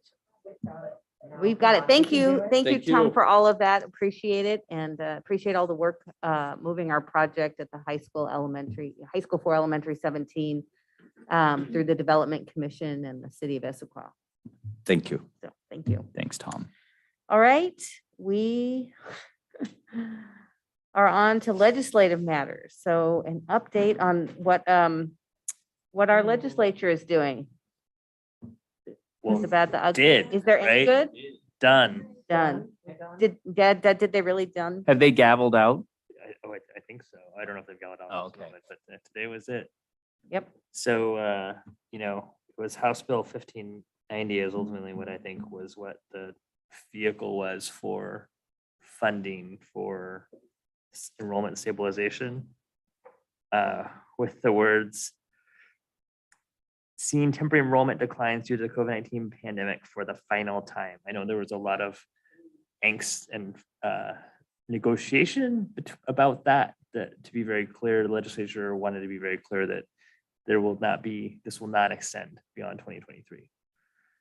So they came to a compromise that the enrollment stabilization is essentially 50% of what you need, not 100%. So it did come down to the 50%. it did come down. We were happy though they used the Senate methodology because that methodology did drive a significant amount Right, 'cause of the House more one was money to worse us. for us. The House one was only going to drive about $1.5 million. So that was encouraging to see that. There were some other disappointments, but that one was encouraging. I think for me, one of the biggest disappointments was I was really surprised at how little they invested in special education. Like they've heard from us over and over and over about how dismal our special education funding is. And the paltry $13 million that they added to, you know, very little of that even goes to the additional safety net funding really speaks to the value system of the legislature or lack thereof to how they value this.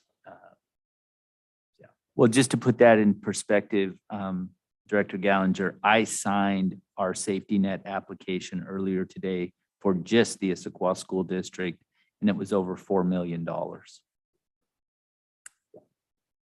And I appreciate that you're doing that. We need to continue to do that and continue to message, because I know that it's not a slam against our local delegation. They all have strong understanding about the needs. Yeah. Yeah, Dr. Bailey and her team have done a wonderful job on that application. We've received more money in the last, and this will be, I believe, our biggest request. But I would argue we clearly demonstrate the need. Yeah, very clearly. So I definitely would encourage you to review the attachments that Mr. Cooper sent out. They are really important for you to see the estimated revenue from the state based on what has been passed. So estimating basically on the increases in state revenue based on IPD and MSOC of 9.2 million, increase in hold harmless of 5.5 million, and the changes in the prototypical funding model that was really championed by Tana Sen of 2.2 million. And then enrollment stabilization of 8.5 million. So total to the school district is about $23 million.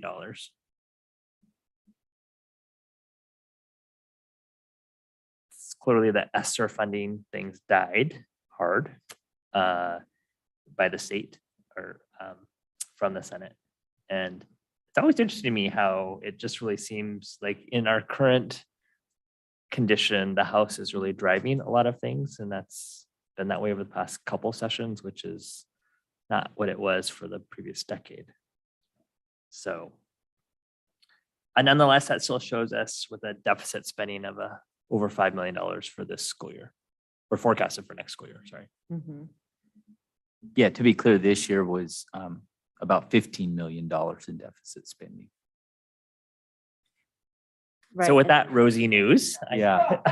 I stand for questions. Right, because, and I think, clearly one of the cost drivers are the IPD at 5.5%.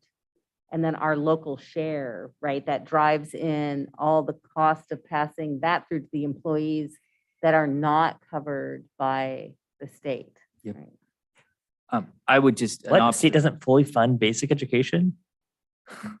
an observation related to what was just stated is they continue to require a huge reliance on local levies. Mhm. Something that I thought that they wanted to move away from, but it feels like we've moved right back towards it. For some of the things we've talked about tonight, special education and things like that. But I was very disappointed. I've stated it publicly on the ESSER funding bill. I was disappointed because I think for many, there is a fundamental understanding that, or misunderstanding the difference between a public school system that serves a fairly affluent community does not make that a wealthy school district. Look at per pupil funding by district of the 295 in the state of Washington and see where we live on that list and tell me we're a wealthy district. It is just factually incorrect to say that. And so very disappointing to me that there's still that mythology that's out there. And we heard it. It's just all about optics. It's just optics of I can't be seen giving money to Issaquah and Mercer Island and Lake Washington. We actually had legislators tell us that essentially in our calls that we were in. They struggle to get any, we just don't get a lot of love down there in Olympia. Yeah, and it's many, if not more Ds than ours that is actually on that bandwagon of perspective, which is, I think, the hardest part. Like our education champions are coming out working hard against us. Ones that actually touch the boundaries of our district. Well, I was going to say, when you have, I mean, this kind of goes back to the whole 12%, 18% salary thing of a couple of years ago. But when you have districts that border us, who got literally buckets of ESSER money, they're like, everybody got buckets of ESSER money, nobody needs it. And they're not listening. Yeah, like $85 million buckets of ESSER money. Yeah. Would be nice. Yeah, a fraction of that would be nice. A fraction. Well, and there's still this narrative that everybody got money. I mean, it even came out in the State of the Union speech from the president. It's like, well, that's not helpful because not everybody got the kind of funding to support students. I think what is interesting, though, is we do need to make it clear where we're spending the ESSER dollars that we do have in our ongoing support. Because I saw on social media, oh, they've only spent $90,000 of the ESSER money that they've gotten for, for education, as far as for actually recovery costs. I'm like, people I can don't say know if whatever that's they true, but I think it's us making it clear where we've spent money for last year and how much we, as opposed to how much we got. Yeah. And that we are continuing to spend that. I mean, you've talked about how students were here over break, getting recovery services, our special ed students, and what we're doing for summer school and all of that we used to charge for those things. Yeah. April break. Yes, free summer school. You're correct about that. With transportation, we never offered transportation when my kids were going to summer school. We will far exceed in learning recovery efforts the money spending than the money that we've received. We just will. And we do have, attached to these board agendas, we have our budget reports. Our F-195, our F-196 are out there. It's frustrating to me that these constant narratives live out there that we're doing things like not spending the ESSER money, or that we are a wealthy district, on our group of 5 surrounding districts that are part of our CCS, ask yourself the question, how much Best Starts for Kids money has East King County received? Yeah. Just keep getting shortchanged by these organizations based on a myth. I have 1,800 approximately students here that are on free and reduced lunch in this district. Whether you lived in a mansion or you lived in subsidized housing, you had some of the same impacts of COVID. You still needed the same mitigations. We had to do that. And so, I don't know. It's been frustrating. I apologize, but the frustration is just coming out in my voice because I feel like I've been fighting this fight for over 2 decades. Which turns around and only makes passage of our levy that much more important because the levy is an essential backfill for some of the things that we have to do. And yet another one of those baseless narratives out there is in the voter pamphlet, which is McCleary made the world wonderful and rosy and precluded the need for levies. So no district needs a levy because McCleary, and that is in the voter pamphlet. Yeah, and so Or will just, be. yeah, so I want this body to know, I had a meeting with staff from Dow's office, and they also are in this belief that we don't have a need. And so King County will fund to the highest need. And I said, well, that means that we get zero. And they just said, King County will fund to the highest need. And, you know, that's the Best Starts for Kids levy number 2 is like $970 million, of which zero is going to our kids. And overwhelming majority of that money is coming from East King County. So did have a good Eastside Human Services Forum Legislative Committee meeting today. And on that is Councilmember DeMichelle from the city of Issaquah, Councilmember from Kirkland, board member from Lake Washington, and Sarah Perry, also who lives in Issaquah, and a King County council member. And so our collective, I think, vision is to focus on behavioral health dollars, because certainly behavioral health needs transcend geography and socioeconomic status. And the need is rampant everywhere from birth through wherever. So hopefully we can at least leverage that collective voice of, you know, every student and resident in King County deserves the opportunity. So which of the Children's Youth Advisory Board, right, the motto is happy, healthy, safe, and thriving. And every student in our community and district deserves that same opportunity that I feel like we're being deprived of.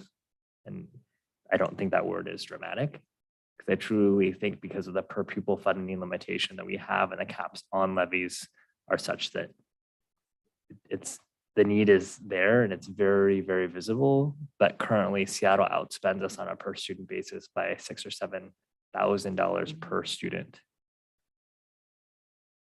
So, so we have a lot of work that we continue to do, and we'll continue to advocate. And I don't know, like, I don't know what it's going to take to get their attention, that our kids matter just as much.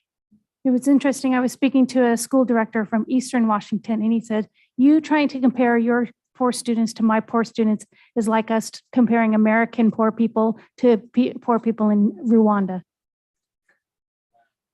That was, so I'm like, so you think it's easier being poor in East King County? I just want to listen to that and hear that.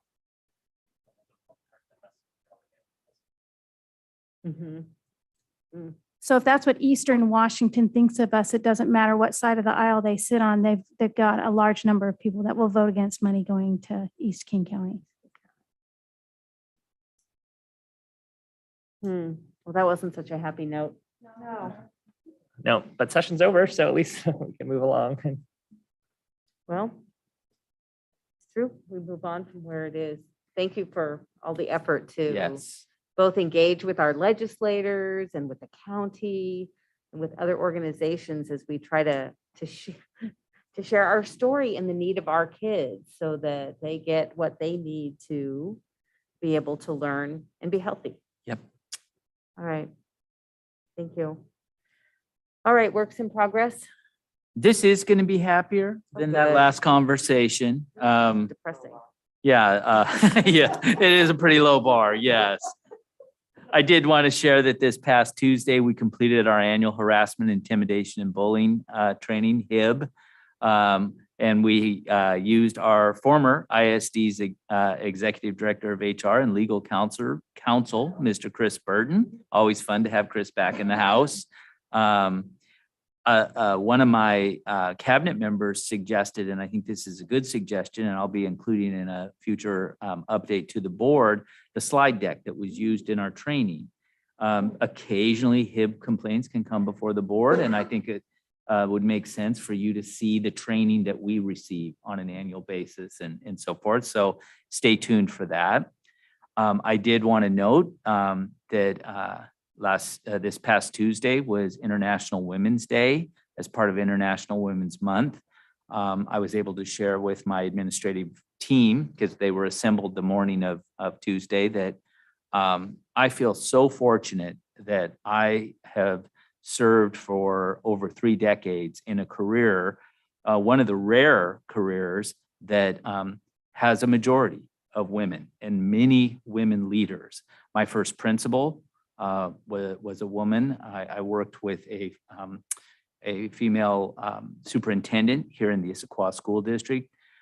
These women have been mentors of mine, and I would argue that my experience in this environment has made me a better sibling to my sisters, a better son to my mother, a better husband to my wife, and a better father to my 2 daughters. So I am very thankful for the women in my life, and I just wanted to acknowledge that.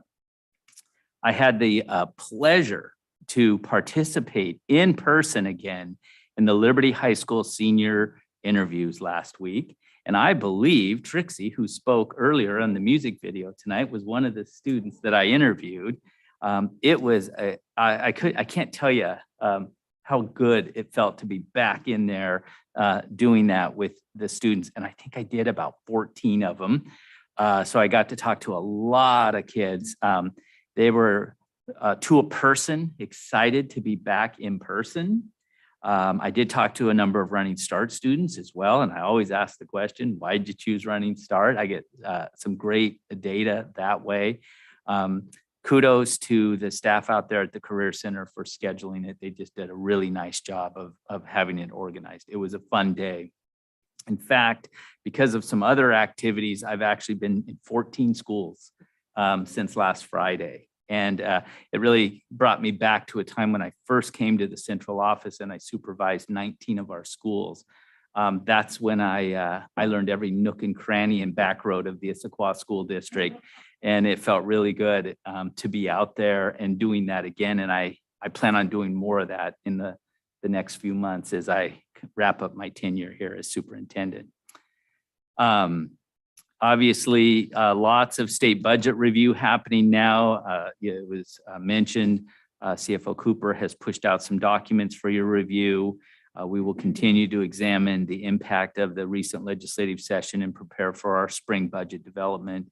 There'll be more to come on this important topic in the days ahead. I think we're going to want to have, I hate to say this because I know how busy you all are, but I think we're going to we'll have to discuss, President, more how we might work something into our ability to do some budget work together. I did note earlier, just can't say it enough times, I guess, the official class of 2021 graduation rate is now on the OSPI report card.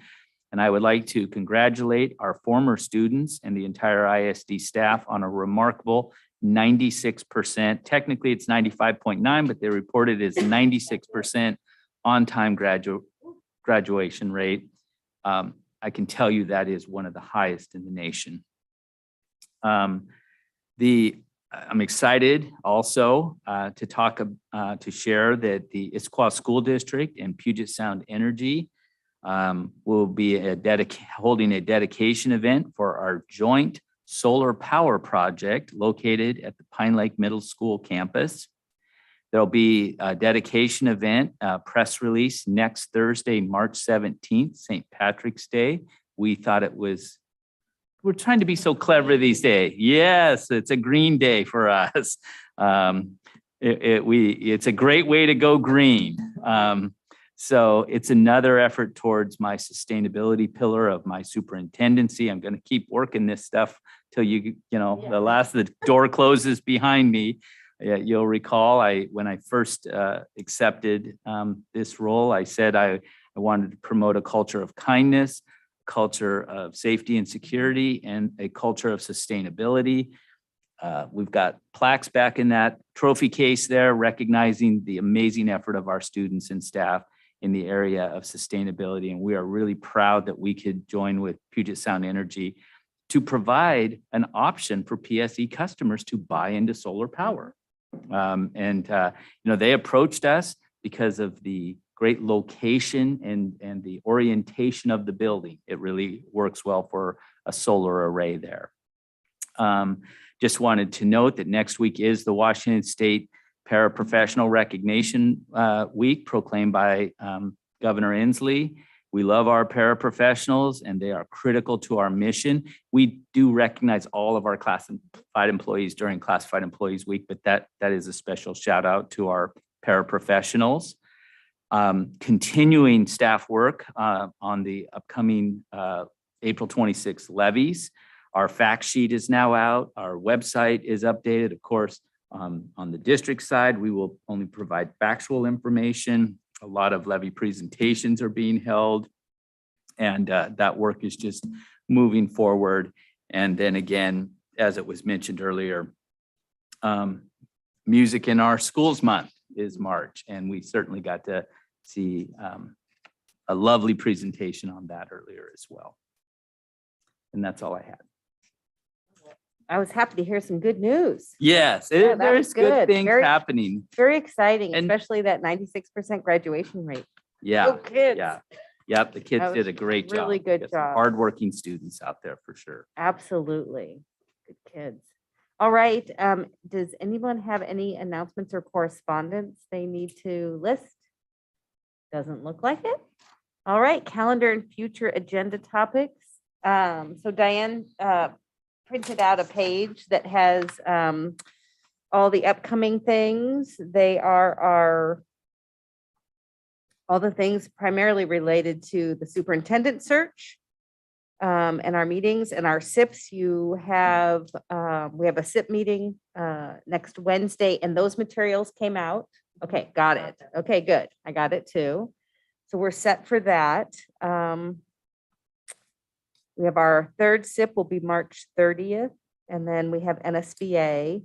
And we did schedule our, it's not on the list, but we did schedule the town hall on April 27th. I think we were checking on Pine Lake Middle School. Yes. Okay, did that one work out? Okay. Okay, we work with. Okay, so we have, and that one was already sent out as a calendar invite to all of you as well.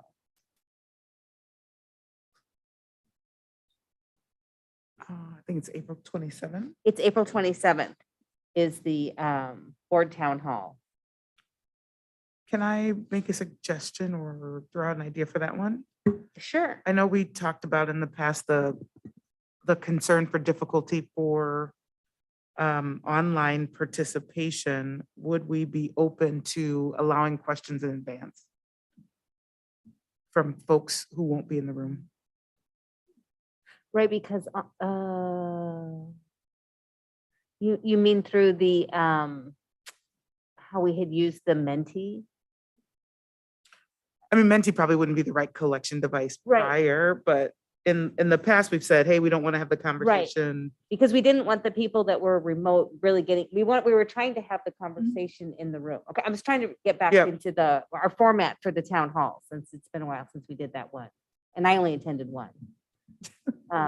Yes, and so I at least I would like to explore allowing some level of questions asked in advance, non-anonymized, but like, give your name, give your question before, so we can open up the discussion to more questions, but still control for the potential negative impact for like of over rotating on people who are not present. Mhm. But I think there's probably no good reason to not allow people more questions in the conversation at this point.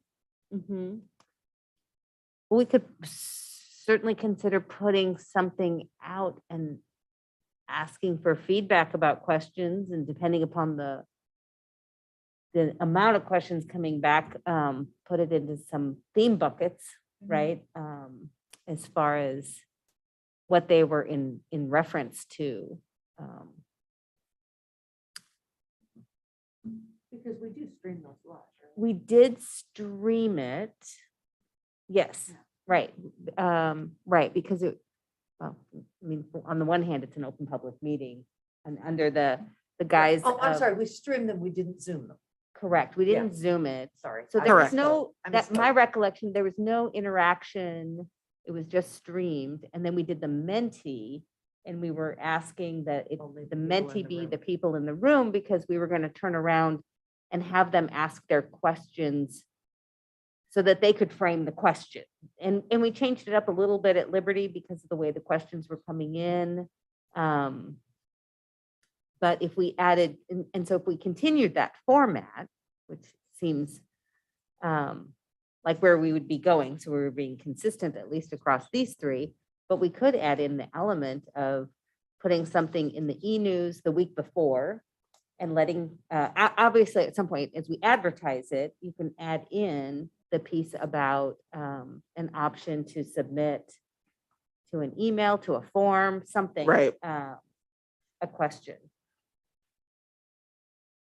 It would just need to have disclaimer language that it may not be answered Right. at true. that forum, and then who's going to answer them if we, like, let's say we get 200 questions. Right. Like, I'm not going to answer them. So I mean, we didn't answer them all in the first meeting. We bucketed them into themes and we answered some, but I, for me at least, I think it's more important to get rid of the perception of controlling the dialogue. Mm-hmm. Frankly, I mean, last time we were just like, hey, you asked a question, you get an answer, but we still didn't allow a fuller participation in the process. And I mean, that happens in all sorts of forms. Send a question to the president, they don't all answer them, or the governor, or whoever, but you still get the general themes and you answer. But I just think the barrier of are you present is probably not a necessary one. I think I totally respect, hey, if we have it on Zoom and people are just unmuting or holding up their hand, but it's, you know, I think it's an unnecessary barrier. I think it seems like a reasonable compromise between you can't just zoom into the meeting and control it versus we only talk to you if you're in the room. I mean, we would take the question, we would get the questions in advance. We could try to, as you say, Bucket them in them. buckets.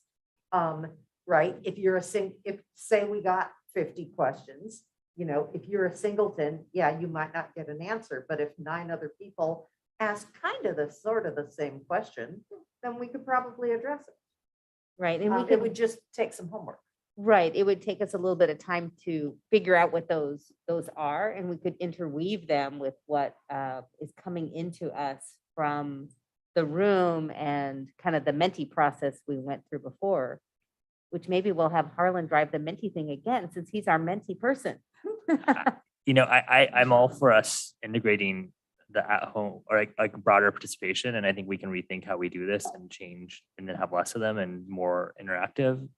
I'm a little nervous about it this year, not just because I think we should have them the same for the 3 feeder patterns, but more importantly, on a pure just bandwidth issue of the timing of what it would take to do this part of it is a lot more, and it's a really kind of bad time. So that's just my concern. True. I was going to say that would be my big thing, because if we got the questions in advance and started putting them into buckets, I would then want to be researched in my answer. Right? So if I was going to answer a question about something, I'd want to be able to, because when we get them and it's in person, it's more of a dialogue of what do I know? What are my impressions? How, you know, oftentimes we've made decisions. What was the basis of my decision on that, rather than going back through and Yes, except I don't know that it needs, because you're right, I don't want to add to the workload of board members deeply digging to answer questions. But if I'm going to say there's another kind of timing challenge to this too, but I'll come back to that.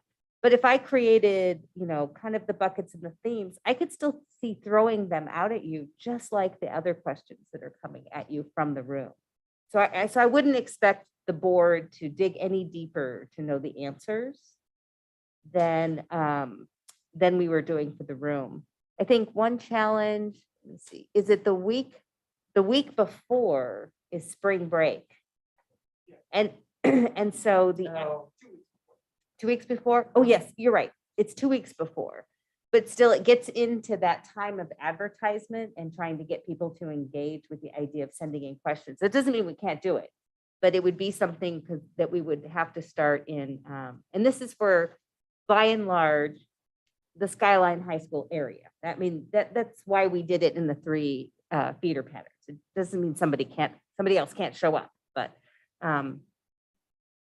we would want to advertise it like we did the other ones, which I would have to go back and figure out how that even was. And if we wanted to open it up for a way for people to go ahead and submit questions. You know, this whole thing has been an experiment in how we do it. And so I don't know that there's anything wrong with kind of changing it up as we do it, as we continue to experiment and make adjustments and see. So if that's what the board would like, I think we could do that. You know, we have election night, I town know. hall and board meeting, right? I In know. a row. 3 nights in a row. Yeah. Exactly. So certainly it's my Mhm. preferred approach. If it's not now, then I'd like to explore that into the next year. Into the next that we do. I think having the forum is first and foremost the most important, but I don't, we certainly have seen many the same people show up. So feeder pattern wasn't necessarily what drove their attendance in Mhm. person. We certainly have seen the kind of current events be a big driver of the last one. That was very different with some of the school-related news that had happened, I think that morning or the day before, for the second one. So I mean, I think we're having it in a feeder pattern with hopes people come locally. I don't think that's actually what's happened, frankly, in the case we've had it. If it's next year, it's fine, but I personally would like to remove the in-person piece as the barrier to participation. Yeah, but I think I agree with you for next year, and I think that we could certainly do them where we have in-person and virtual ones separately next year. So, just like how we've done our SIP meetings where we've kind of varied them year to year, I think we could do the same thing here. When we've done the data, asking them where feeder pattern they're in, the majority has been in the school, at least the first 2. I agree with you, there was more than just that school, but the majority was both IHS and Liberty. And I would expect it probably to be the same for Skyline. Not overwhelming for sure, but it nonetheless was. And I think the sending the message of, hey, we value you and want you to come and we want to hear from you, even if there's just 12 of you, I think is an important message. So. Yeah, I mean, I can argue both sides of this because I can see the logic of keeping all 3 the same because they were different feeder patterns. I get what Sydney is getting at. But yeah, should we shift now or should we wait until the next one? I could argue both sides of that. We could say, we've done enough new this year. We can do it next year. We've done it. It will be a different meeting on the 27th, depending on I whether or not know. the levies pass. on the Exactly. That could 26th. become part of the focus. To the We might be extent the very sad. community has paid attention to it.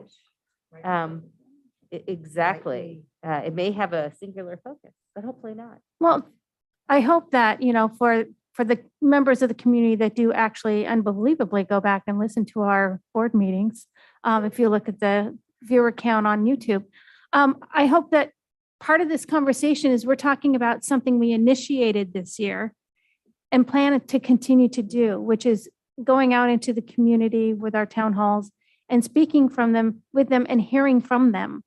Because there is this still feeling and sense that the community has that they are talking at us and we're not listening.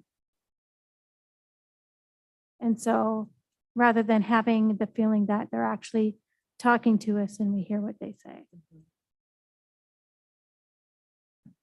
All right. Let me see what I can figure out. And we may or may not. Let's leave it at that for the moment.